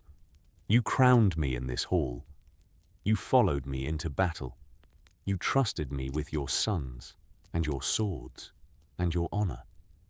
I have tried to be worthy of that trust." The hall listened. The lords, northern faces, river faces, the faces of men who had fought and bled and lost for the Stark cause, listening to the king who had led them. "I have a truth to share. A truth that my father carried for 17 years and that he took to his grave. A truth that I have carried for 5 months and that I can no longer carry alone. The truth is about this man." Robb looked at Jon. "The truth is about my brother." The hall shifted. The word brother, producing the ripple of attention that the word always produced when applied to Jon, the bastard, the Snow. The boy whose existence was a complication that the North tolerated because the North tolerated Ned's complications. "Jon is not my father's bastard," Robb said. "Jon is my father's nephew, the son of my aunt Lyanna Stark and Prince Rhaegar Targaryen. They married in secret. The marriage was real. Jon is not a bastard. He is a true-born son." The hall erupted. Not dramatically, the northern eruption, which was not the southern eruption of shouting and theatrics, but the northern eruption of murmuring and shifting and the hard, flat expressions of lords processing information that challenged everything they assumed. "Rhaegar's son," someone said. The voice was lost in the murmur. The words were not. "A Targaryen?" Rickard Karstark's voice, loud, sharp, the voice of a lord whose family had fought Targaryens in Robert's rebellion and who was hearing that his king's brother was one of them. "You're telling us the bastard is a dragon?" "I'm telling you that my cousin, my brother by raising, is the true-born son of Lyanna Stark." Who was a Stark? Who was one of us? Jon has Stark blood. Jon was raised by my father. Jon is a Stark in everything but the accident of his paternal line. The accident of his paternal line is the Targaryen dynasty. The Targaryen dynasty is dead. The dynasty is not the man. Jon is the man. And the man is Stark. Karstark was not satisfied. Karstark was the first dissent, the loud, public, immediate disagreement that the declaration needed to survive if the declaration was going to hold. Greatjon Umber stood. The Greatjon was enormous. The Greatjon standing in a hall full of seated lords was a physical event, the massive body rising, the presence commanding attention through sheer mass. "I crowned this king," Umber said, pointing at Robb. "I put the iron on his head with my own hands. And this king is telling me that the bastard is Lyanna's boy." Umber looked at Jon. "I knew Lyanna. She danced with me at Harrenhal. I see her face in this boy's face. And if the king I crowned, tells me this boy is Lyanna's son, then the boy is Lyanna's son. And Lyanna's son is the North's son, and the North protects its own. The hall held the Greatjon's words. The words were not eloquent. The words were umber, blunt, physical, the speech of a lord who governed through force of presence rather than force of rhetoric. But the words landed. The words landed because the Greatjon had crowned Robb, and the Greatjon was accepting the truth, and the accepting was the permission that the other lords needed. Mage Mormont stood. Bear Island stands with Winterfell, Mormont said. Lyanna's boy, or Ned's boy, or whoever's boy. The Starks vouch for him, and the Mormonts follow the Starks. Manderley's raven had already committed. The Fat Lord's representative stood and read the commitment, White Harbour standing with Winterfell, the Treasury, and the port behind the declaration. The Glovers stood. The Tallhearts stood. The Serwyns stood. Bolton did not stand. The Lord of the Dreadfort remained seated, the pale eyes watching, the soft face expressionless, the body still in the chair while every other lord in the hall was standing. The not standing was Bolton's statement, not dissent, not rebellion, not opposition. Assessment. The calculating lord waiting to see where the assessment led before committing the body to a position the mind had not yet validated. Robb saw Bolton's stillness. Robb noted Bolton's stillness. Robb continued. I am not abdicating the Northern crown, Robb said. I am not asking you to bend for a Targaryen dynasty. I am declaring the truth of my brother's blood and asking you to stand with me as we determine what the truth means for the North and for the war. What does it mean? Karstark demanded. The Lord, who wasn't satisfied and who wasn't going to be satisfied because satisfaction required an answer that Robb did not yet have. It means that the man standing beside me has a stronger claim to the Iron Throne than every king currently fighting for it. It means that when the war is won, and we will win, the peace must account for the truth. It means that the North is not just fighting for independence.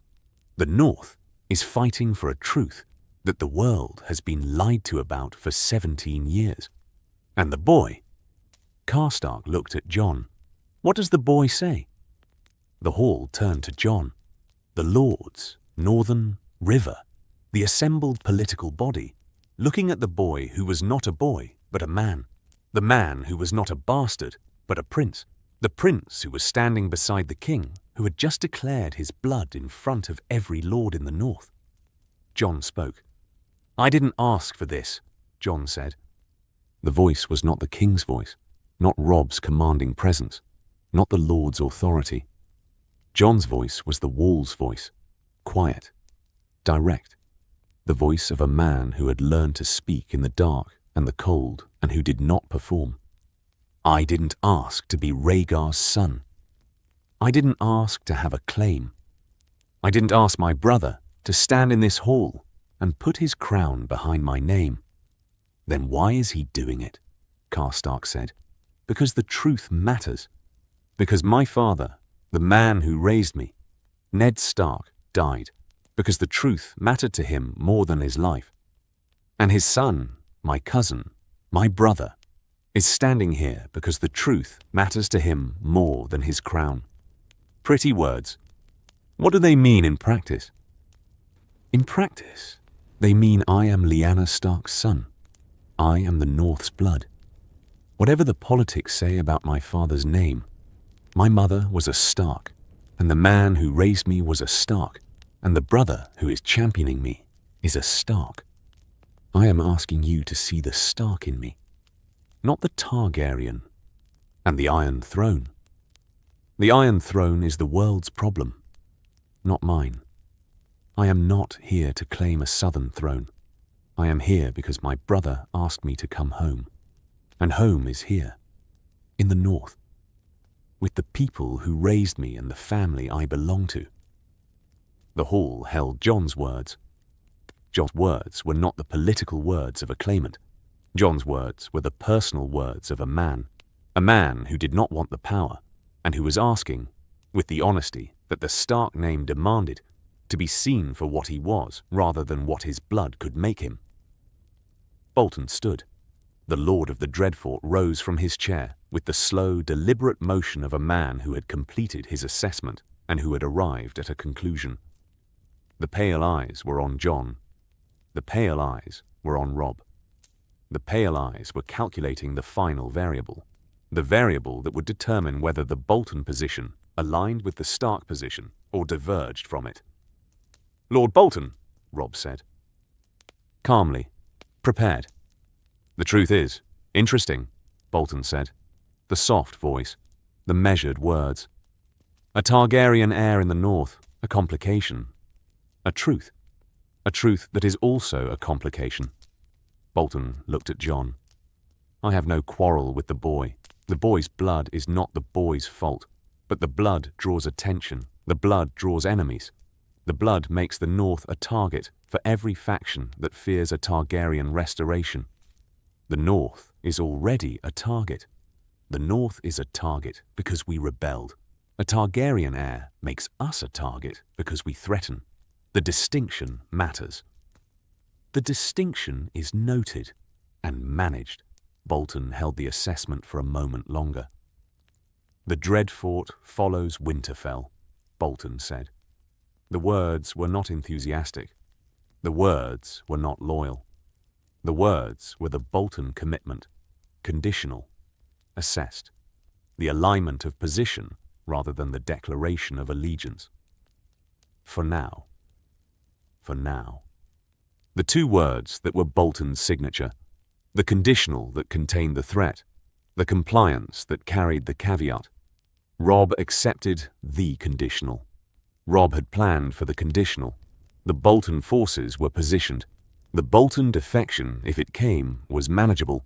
The conditional was the price of Bolton's presence, and the price was acceptable because the alternative, Bolton's absence, was worse. The declaration held. Not unanimously, not cleanly. The Karstarks were uneasy. Bolton was conditional.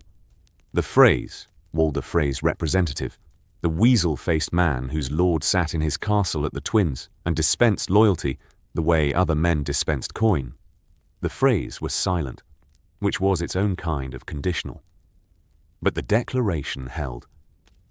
The Umbers, the Mormonts, the Manderleys, the Glovers, the core of the North stood with Robb's truth. The declaration was not the end of the story. The declaration was the beginning of the next chapter. The truth was out. The war was about to change. The cost. What the declaration broke. The declaration broke things. That was what declarations did. They broke the existing order and replaced it with a new order. And the replacing was never clean, because the old order had allies and the new order had enemies. The first thing that broke was the Karstark alliance. Rickard Karstark did not defect. Karstark was too honourable for defection. But Karstark withdrew his enthusiasm. The Karstark forces remained in the camp. The Karstark lord attended the councils. But the attendance was the attendance of a man who was present because leaving was dishonourable, not because staying was comfortable. "I fought Targaryens," Karstark said, to Robb, privately, after the declaration, in the rebellion, beside your father, against Rhaegar, against the dynasty, and now you're asking me to follow Rhaegar's son.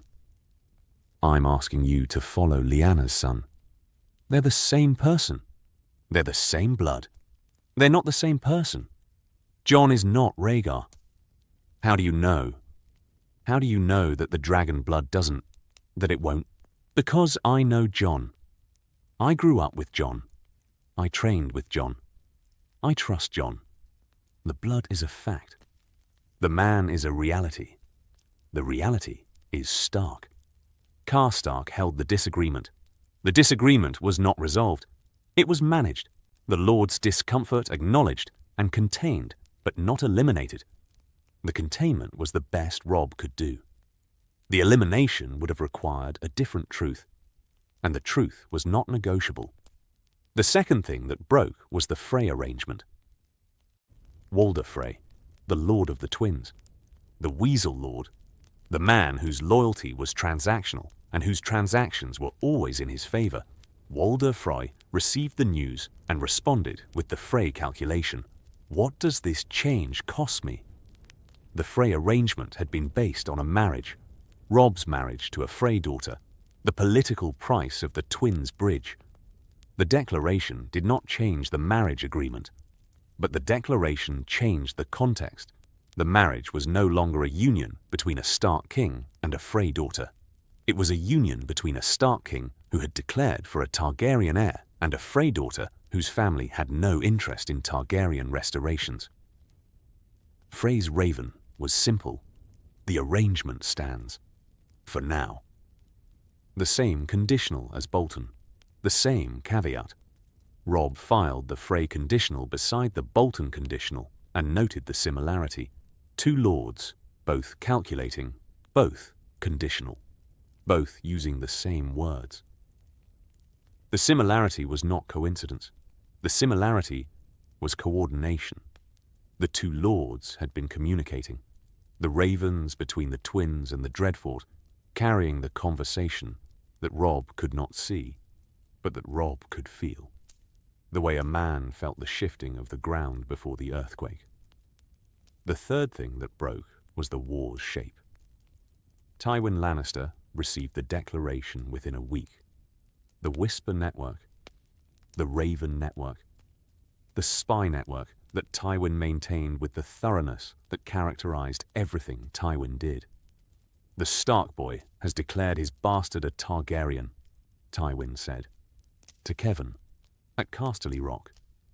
The assessment was Tywin's, flat, analytical, the processing of information as strategy rather than emotion. A Targaryen heir in the north. A claimed Targaryen heir.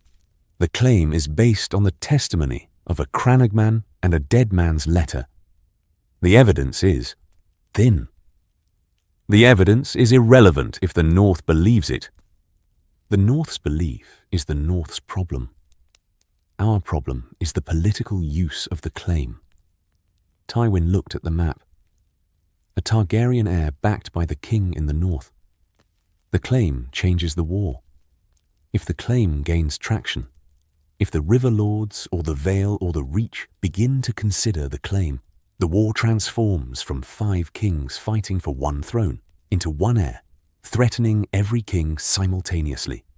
Then we discredit the claim. We do more than discredit. We divide. The Stark position is built on unity, the Northern Lords following the Stark king. A Targaryen claim divides the unity. Some lords will follow. Some lords will resist. The resistance is the opportunity. Tywin looked at the raven from Bolton, the Bolton raven that had arrived before the declaration was publicly known, the Dreadfort Lord's communication, arriving at Casterly Rock with the speed that only a prepared communication could achieve. "Bolton," Tywin said. "Bolton is communicating with us. Bolton is positioning. Bolton is the lord who sees the fracture before the fracture appears and who places himself on the profitable side. Bolton's communication is not loyalty to us. It's insurance against the Starks. Can we use him? We can use everyone. Bolton's usefulness depends on Bolton's value, and Bolton's value depends on what Bolton can deliver. What can Bolton deliver? The North's fracture. If Bolton is inside the Stark camp, trusted, positioned, the lord whose loyalty is conditional, Bolton can deliver the fracture at the moment when the fracture does the most damage. The Lion's strategy was forming. The Lion's response to the Targaryen declaration was not military. The Lion was too smart for military confrontation against a winning army. The Lion's response was political. Divide, discredit, deliver the fracture. The war's shape had changed. The declaration had produced the change, and the change was dangerous. Jon and Robb. What brotherhood looked like now. "You're losing lords," Jon said, to Robb, in the tent. The night after the Karstark conversation, the night after the Frey Raven, the night when the declaration's cost was becoming visible. "I'm not losing lords. I'm managing discomfort. Karstark is uncomfortable. Bolton is conditional. Frey is transactional. That's 3 lords whose loyalty is no longer certain. 3 lords out of 20. 3 lords who control thousands of men. 3 lords whose defection would open holes in the line that the Lannisters would march through." "I know. Then why did you do it?" Jon looked at Robb. The grey eyes, Lyanna's eyes, Robb now knew. The eyes that held the stark intensity that was the same in the mother and the son. "Why did you declare? You could have held the truth, kept it in the circle, used it later, or not at all. Because the truth is not something you hold. The truth is something you share. And sharing it, declaring it, was the right thing to do.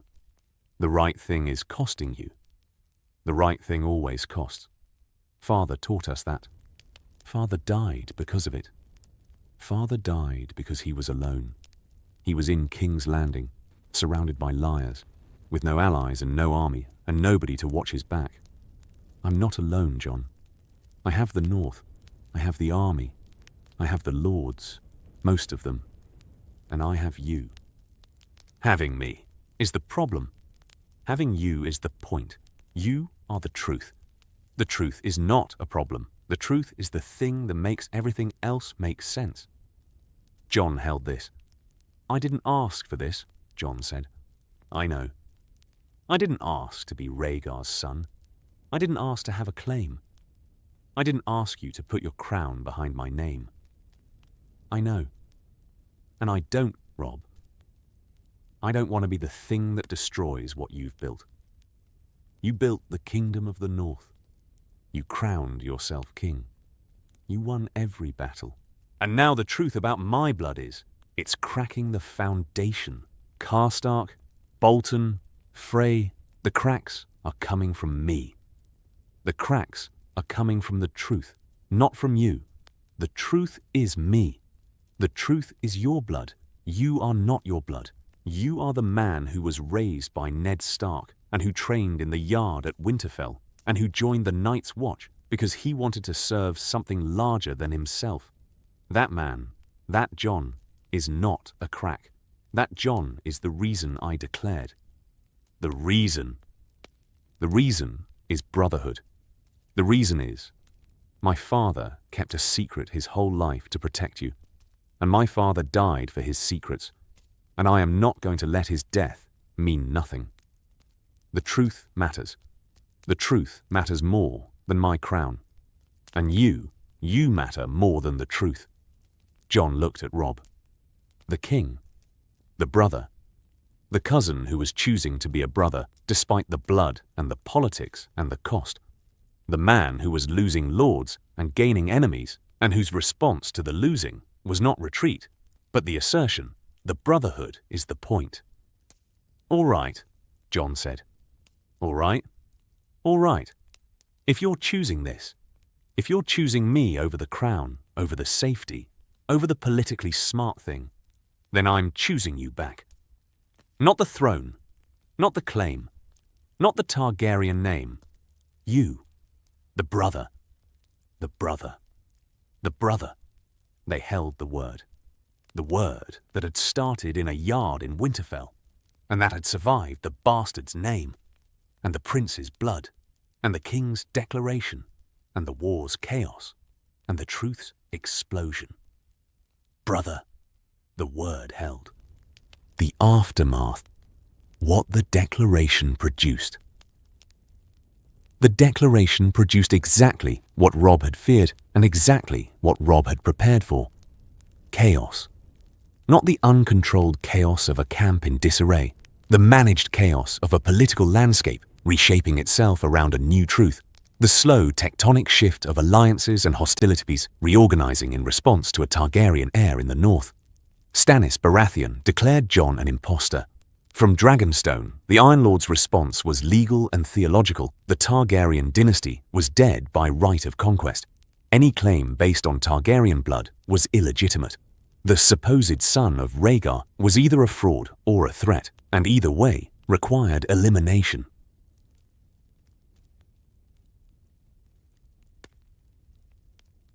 The Dornish question, what Elya's ghost demanded. The Dornish response was the one that kept Robb awake at night, because Dorne's grievance was legitimate. Rhaegar Targaryen had been married to Elia Martell. They had 2 children, Rhaenys and Aegon. Rhaegar had then, depending on which version you believed, abducted Lyanna Stark, or secretly married Lyanna Stark, or both. Either way, Rhaegar had betrayed Elia. And after Rhaegar's death, Elia and her children had been murdered by the Mountain during the sack of King's Landing, murdered while Tywin Lannister watched and Robert Baratheon called it justice. Jon's existence was the proof of Rhaegar's betrayal. Jon was the child of the second wife, the secret wife, the Stark wife, the woman whose relationship with Rhaegar had produced the rebellion that killed Elia and her children. Jon was, to Dorne, the living evidence of the thing that had destroyed Princess Elia's life. Dorne will not forgive this, Catelyn said, in the strategy session. The inner circle, Robb, Catelyn, the Blackfish, Reed. Jon was absent because Jon's presence in the Dorne discussion was the thing they were trying to navigate. Dorne is not being asked to forgive, Robb said. Dorne is being informed of a truth that says Rhaegar married a second wife while Elia was still alive. A truth that says Rhaegar's second son, Jon, exists while Elia's children are dead. The truth is an insult to Dorne. The truth says Rhaegar preferred a Stark to a Martell, and the Stark's son lives while the Martell's children are in the ground. That's not what the truth says. That's what Dorne will hear. What the truth says and what Dorne hears are different things, and the difference is the political space where wars start. The Blackfish weighed in. Dorne is a potential ally or a certain enemy. There is no neutral Dorne. The Martells either stand with the Targaryen heir or stand against him. And the standing is determined by whether the heir acknowledges Elia's children. Acknowledges how? By name, by honor, by the statement, public, formal, unambiguous, that Rhaegar's first family was wronged and that the wronging is recognized by Rhaegar's surviving son. The Blackfish looked at the group. Jon must address Elia. Jon must address Rhaenys and Aegon, the first Aegon, the child who was murdered. Jon must make Dorne understand that he does not replace Elia's children. He exists alongside them. The existing alongside is the only position that Dorne might accept. And if Dorne doesn't accept, then Dorne is an enemy, and an enemy in Dorne, with the passes and the deserts and the guerrilla traditions that made Dorne unconquerable for 300 years. An enemy in Dorne is an enemy you don't want. Robb filed this.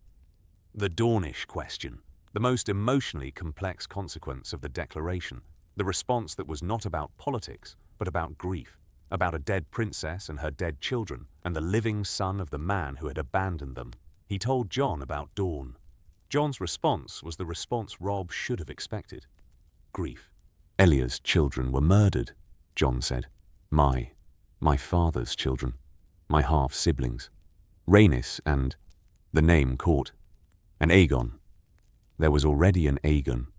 My mother named me Aegon, and there was already an Aegon, and the first Aegon was murdered while I was being born.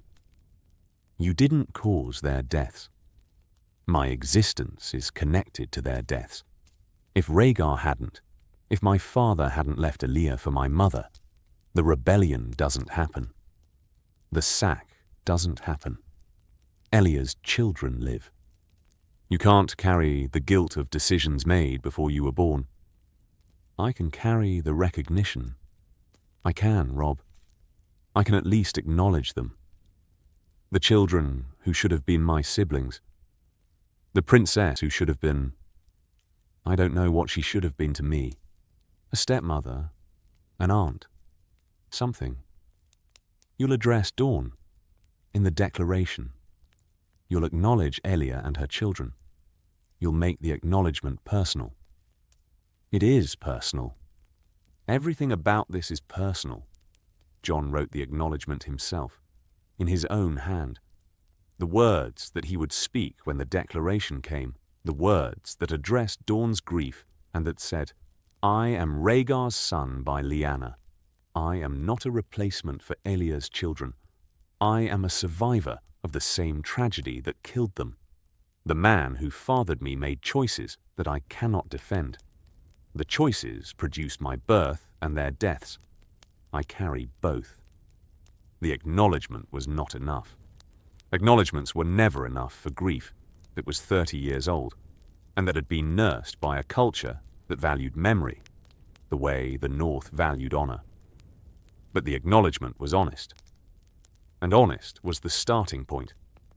The Martells, Dawn, responded with the complexity that Dawn always brought to Targaryen questions. Rhaegar had been married to Elia Martell. Rhaegar's secret marriage to Lyanna, if real, was either bigamy, illegal, or an annulment of the Elia marriage, an insult to Dawn. The Martell response was anger and interest simultaneously. Anger at the implication that Elia's marriage was secondary, interest in the confirmation that Rhaegar's line survived. The Tyrells assessed. The Tyrells always assessed. The rose that bloomed where the wind blew. The house that joined winning sides. The Tyrell assessment was ongoing. The common people, the small folk, the farmers, the villagers, the common people heard the declaration and processed it through the lens of their own needs. Would the Targaryen heir change the war? Would the change end the fighting? Would the ending of the fighting stop the dying? The common people wanted the dying to stop. The common people did not care about Targaryen blood or Stark honor or the political implications of a secret marriage. The common people wanted their sons home from the war. If the Targaryen heir could produce that, the common people would follow. If the heir could not, the common people would endure, as they always endured, and wait for the next declaration to produce the next promise. The days after, what each lord did. Well, the days after the declaration were the days that showed Robb which of his lords were allies and which were investments. Allies stayed because they believed. Investments stayed because they calculated. Lady Mormont was an ally. Mage Mormont came to Robb the morning after the declaration and said 4 words that were worth more than 1,000 swords. What do you need? Not. What does this mean for me? Not. What are the implications? Not. How does this change the arrangement? What do you need? The question of a lord who had decided, and whose decision was final, and whose finality was the Mormont quality that had made Bear Island the most reliable ally in the north for 8,000 years. I need you to talk to the lords who are uncertain, Robb said. Not to convince them, to steady them. Your voice carries weight.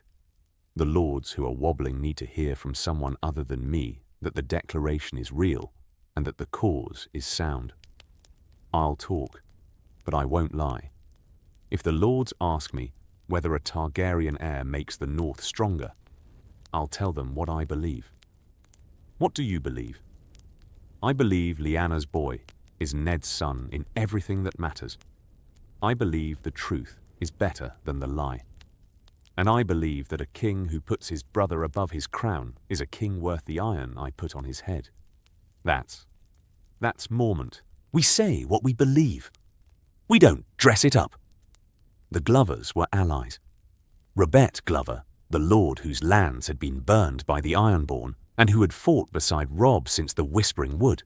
Glover came to Robb and said, "The Glovers fought beside Starks for 8,000 years.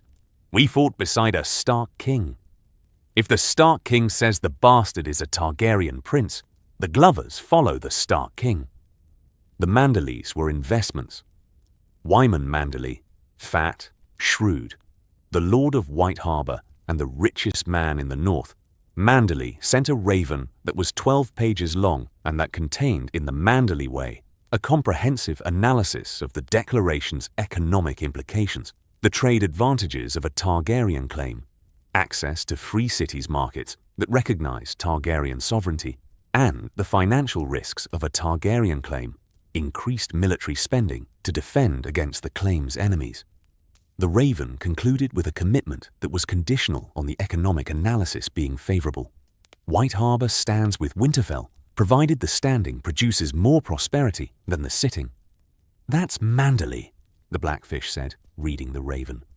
Loyalty by spreadsheet. Loyalty by spreadsheet is still loyalty, Catelyn said. It's loyalty until the spreadsheet changes. Then we make sure the spreadsheet doesn't change. Bolton was the absence of a category. Bolton was not an ally and not an investment and not an enemy.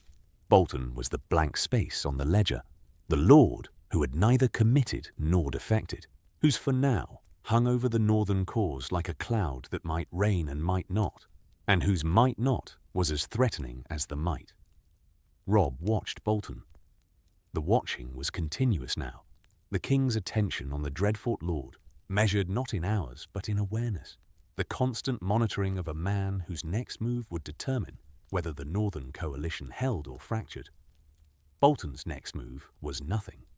Bolton did nothing. Bolton attended councils. Bolton commanded his forces. Bolton fought the Lannisters with the professional competence that was the Bolton military signature. Bolton did everything that a loyal lord would do, and the doing was the thing that made the not doing, the absence of genuine commitment, the conditional that floated above every action, more dangerous than open opposition. A lord who opposed you could be fought. A lord who complied without committing could not be fought, because the compliance provided no grounds. Bolton was the most dangerous man in the northern camp, because Bolton was the man who gave no cause for action, and who was, Robb was increasingly certain, preparing an action of his own. "He's communicating with Tywin," the Blackfish said. Flatly, in the command tent, the assessment that the Blackfish had been building for weeks, the intelligence that the Blackfish's network of scouts and spies had been gathering. "Bolton's men are visiting the rookery. Bolton's ravens are flying south. The communications are encrypted. We can't read them. But the frequency and the direction are conclusive. Can we prove it? We can prove the ravens. We can't prove the content. Bolton can claim correspondence with the Dreadfort, legitimate, routine. The claiming is plausible enough to prevent action. Then we don't act. We position. We make sure Bolton's forces are where the defection is manageable. We make sure the critical positions, the centre, the vanguard, are held by lords whose loyalty is beyond conditional. That's what I've been doing for 3 months. Then keep doing it. I intend to. But Robb, the keeping has a shelf life. Bolton will move. Eventually, the conditional will expire and the action will come. When it comes, we need to be ready. We'll be ready. We'd better be. The war continued. The battles continued. The logistics and the strategy and the daily grind of moving armies and feeding soldiers and managing the 1,000 details that war required, all of it continued. The declaration did not stop the war. The declaration reshaped the war. The reshaping produced allies nobody expected. The Vale responded. Not immediately, the Vale was cautious, the Ares isolation producing a political culture that observed before committing. But the Vale responded because the Vale had a connection to the truth. Jon Arryn had been Ned Stark's foster father. The Vale had raised the man who had kept the secret. The Vale's lords, the Royces, the Waynwoods, the Mountain Houses, the Vale's lords heard the declaration and heard underneath the politics the echo of the foster son they had raised and the honor they had helped build. The Vale doesn't declare for the Targaryen claim. Lord Royce wrote, in a raven that was carefully neutral in language and carefully warm in implication. The Vale observes. The Vale notes that the Stark cause has been conducted with honour. The Vale remembers its foster son. The remembering was not an alliance. The remembering was the first step, the political foot placed on the ground before the political weight was committed.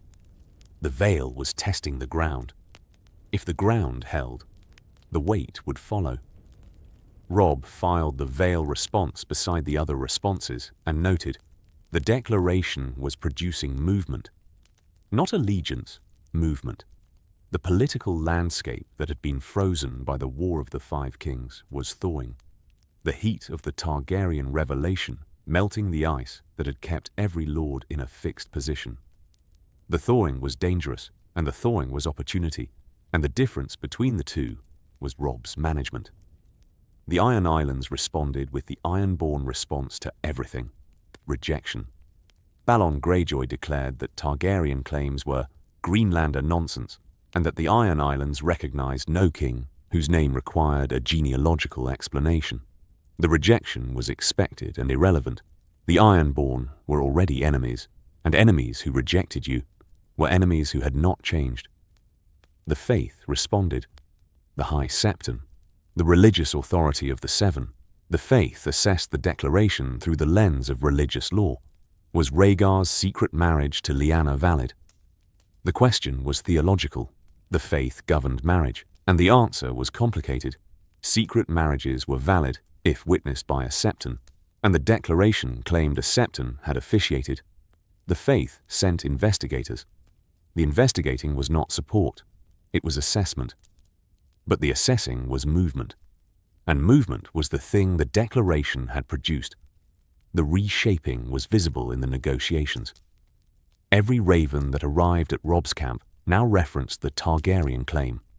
Every diplomatic contact, from the Vale, from the Reach, from the minor lords who were positioning for the post-war world, every contact included the assessment. What does the Targaryen heir mean for us? Jon stood beside Robb in the councils. The boy who had been at the edge was now at the centre. The prince beside the king. The Targaryen beside the Stark. The truth that Robb had declared, standing in the room in the form of a dark-haired man with grey eyes and a sword at his hip, and the look of a man who was not yet comfortable with the position the truth had placed him in. Jon was not comfortable. Jon might never be comfortable. The discomfort was the price of the truth, and the discomfort was permanent. But the truth was out. The declaration was made. The brotherhood was the foundation. And the foundation held. The ending. What brotherhood meant. On a night in late winter, Robb and Jon sat in the command tent and looked at the map and the war and the future that the declaration had produced. The map showed the war, the armies, the positions, the complex geometry of conflict that was the War of the Five Kings, now transformed by the truth into something that nobody had anticipated. The future was uncertain. The enemies were multiplying. The allies were conditional. Was it worth it? Jon said. Was what worth it? The declaration, the truth, all of it.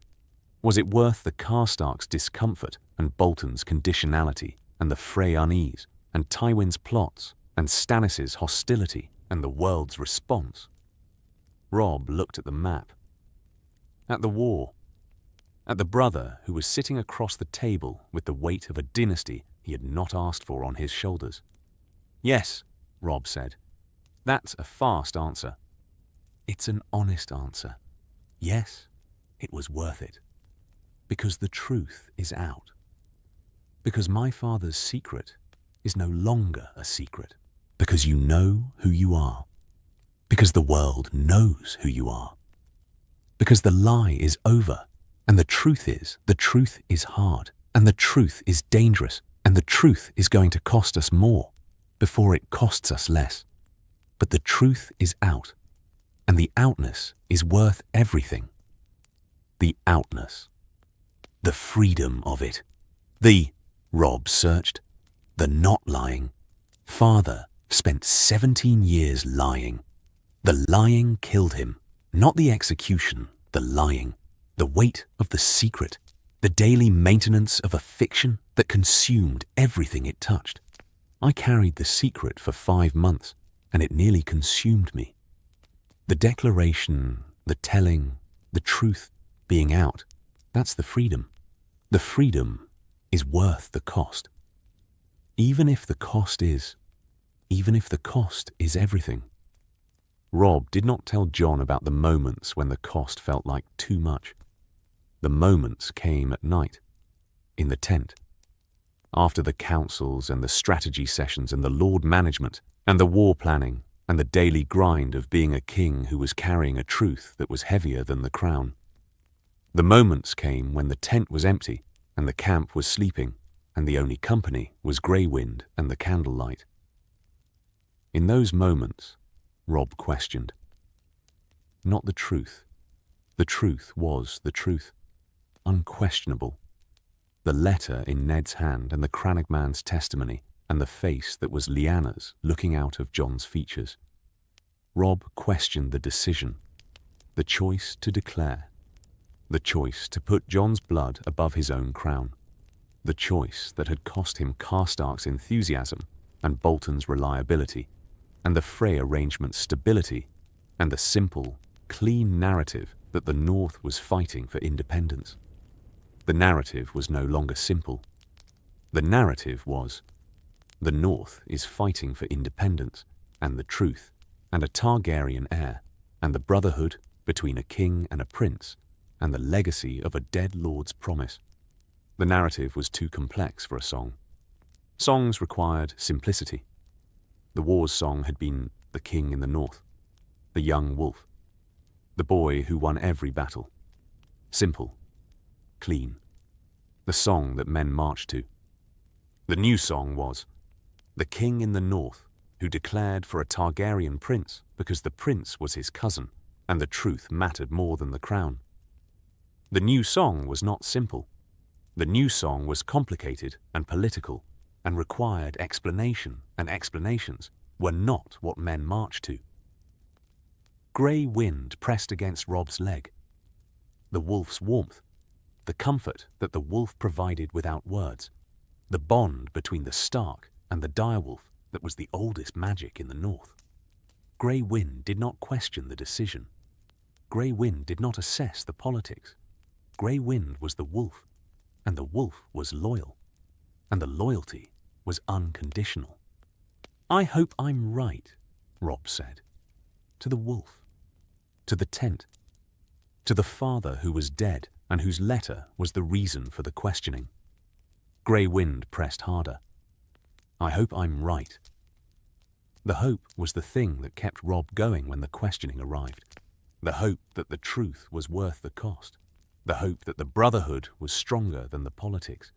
The hope that Ned, who had carried the secret and died for the secret and written the letter that Robb had read and acted on, the hope that Ned would have approved. Robb believed Ned would have approved. The believing was enough. Not certain. Enough. Jon held this. Jon held this. Thank you, Jon said. Don't thank me. I'm selfish. I wanted my brother back. Your brother. My brother. Not my cousin. Not Rhaegar's son. My brother. The boy from the yard. The man I trust more than any lord or any king or any politician in the 7 kingdoms. My brother. I'm still your brother. I know. The blood didn't change that.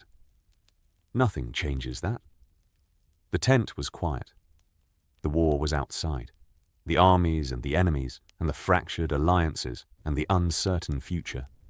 Inside the tent, the 2 brothers sat with the map between them and the truth between them and the brotherhood that was, despite everything, the blood, the dragons, the crowns, the war, the truth, the cost, the thing that held. The thing that held. Robb Stark learned the truth and declared for Jon Snow. Not because the declaring was safe, Not because the declaring was smart. Not because the declaring was the strategically optimal decision for a king fighting a war on 3 fronts. Because the declaring was right. Because his father had kept a secret to protect a boy, and the boy was a man now, and the man deserved the truth. Because brotherhood was the thing that outlasted crowns and wars, and the political calculations that governed every other decision in the 7 kingdoms. Because Robb Stark loved his brother, and the love was stronger than the crown. And the crown was offered anyway, and the offering was the bravest thing any Stark had ever done. The last word. What Robb and Jon built. Months later, in the camp, on a night when the war was pausing, and the future was uncertain, and the brotherhood was the only thing that was certain, Jon asked Robb the question that had been forming since the night in the Godswood. "If you could go back," Jon said, "to the night Reed walked into your tent, if you could unread the letter, unsee the truth, go back to the world where I was the bastard and you were the king, and the narrative was simple, and the war was clean, would you?" Robb held the question that was also a gift, the brother asking the king whether the king regretted the choice, and the asking was the permission to say yes, the space for honesty that brotherhood provided. "No," Robb said. Fast answer. Honest answer. "No, I would not go back. Because going back means the lie continues. Going back means father's secret stays a secret, and you stay a bastard, and the truth stays buried. And the burying is what killed father. The weight of the secret. The daily carrying of a lie that consumed him. I carried the secret for 5 months, and it nearly consumed me. Father carried it for 17 years. 17 years, Jon. The carrying killed him as surely as the sword. The sword killed him. The sword ended him. The carrying killed him. The daily, hourly, every breath work of maintaining a fiction that protected you and destroyed him. That was the killing. And I refuse to continue the killing. The truth is out. The truth is dangerous, and the truth is costing us lords, and the truth is making the war harder. But the truth is out, and the outness, the freedom of the truth, being in the world instead of inside one man's chest, the freedom is worth everything. Even the crown. The crown is iron and bronze. The truth is blood and bone. Blood and bone outlast iron and bronze. That's the most stark thing you've ever said. I've been practicing. Jon almost smiled. The moment of warmth in the cold, the brothers finding the humor in the weight, the lightness that only brotherhood could produce in the middle of a war, and a truth, and a world that was reshaping itself around the two of them. "I'm going to be worthy of it," Jon said. Worthy of what? The declaration, the choosing, the thing you did, putting your crown behind my name. I'm going to be worthy of it, not by being a Targaryen, not by claiming the throne or the dynasty or the fire, by being the man you declared for, the Stark, the brother, the truth. You already are. I'm going to be more. That's not necessary. It's not necessary. It's chosen. The brothers looked at each other across the map table, the king and the prince, the wolf and the wolf. Jon was a wolf. Whatever his blood said, whatever his name was, whatever the politics demanded, Jon was a wolf. The dragon blood was a fact. The wolf was a choice, and the choice was the thing that mattered. "Brothers," Robb said. "Brothers," Jon said. The word held. The word had always held. The word would continue holding, through the war and the peace and the future that neither of them could see, but that both of them would face together. Because brotherhood was the thing that outlasted everything. Brotherhood was the thing that outlasted crowns and wars and truths and secrets and the political calculations that governed every other relationship in the Seven Kingdoms. Brotherhood was the word. And the word held.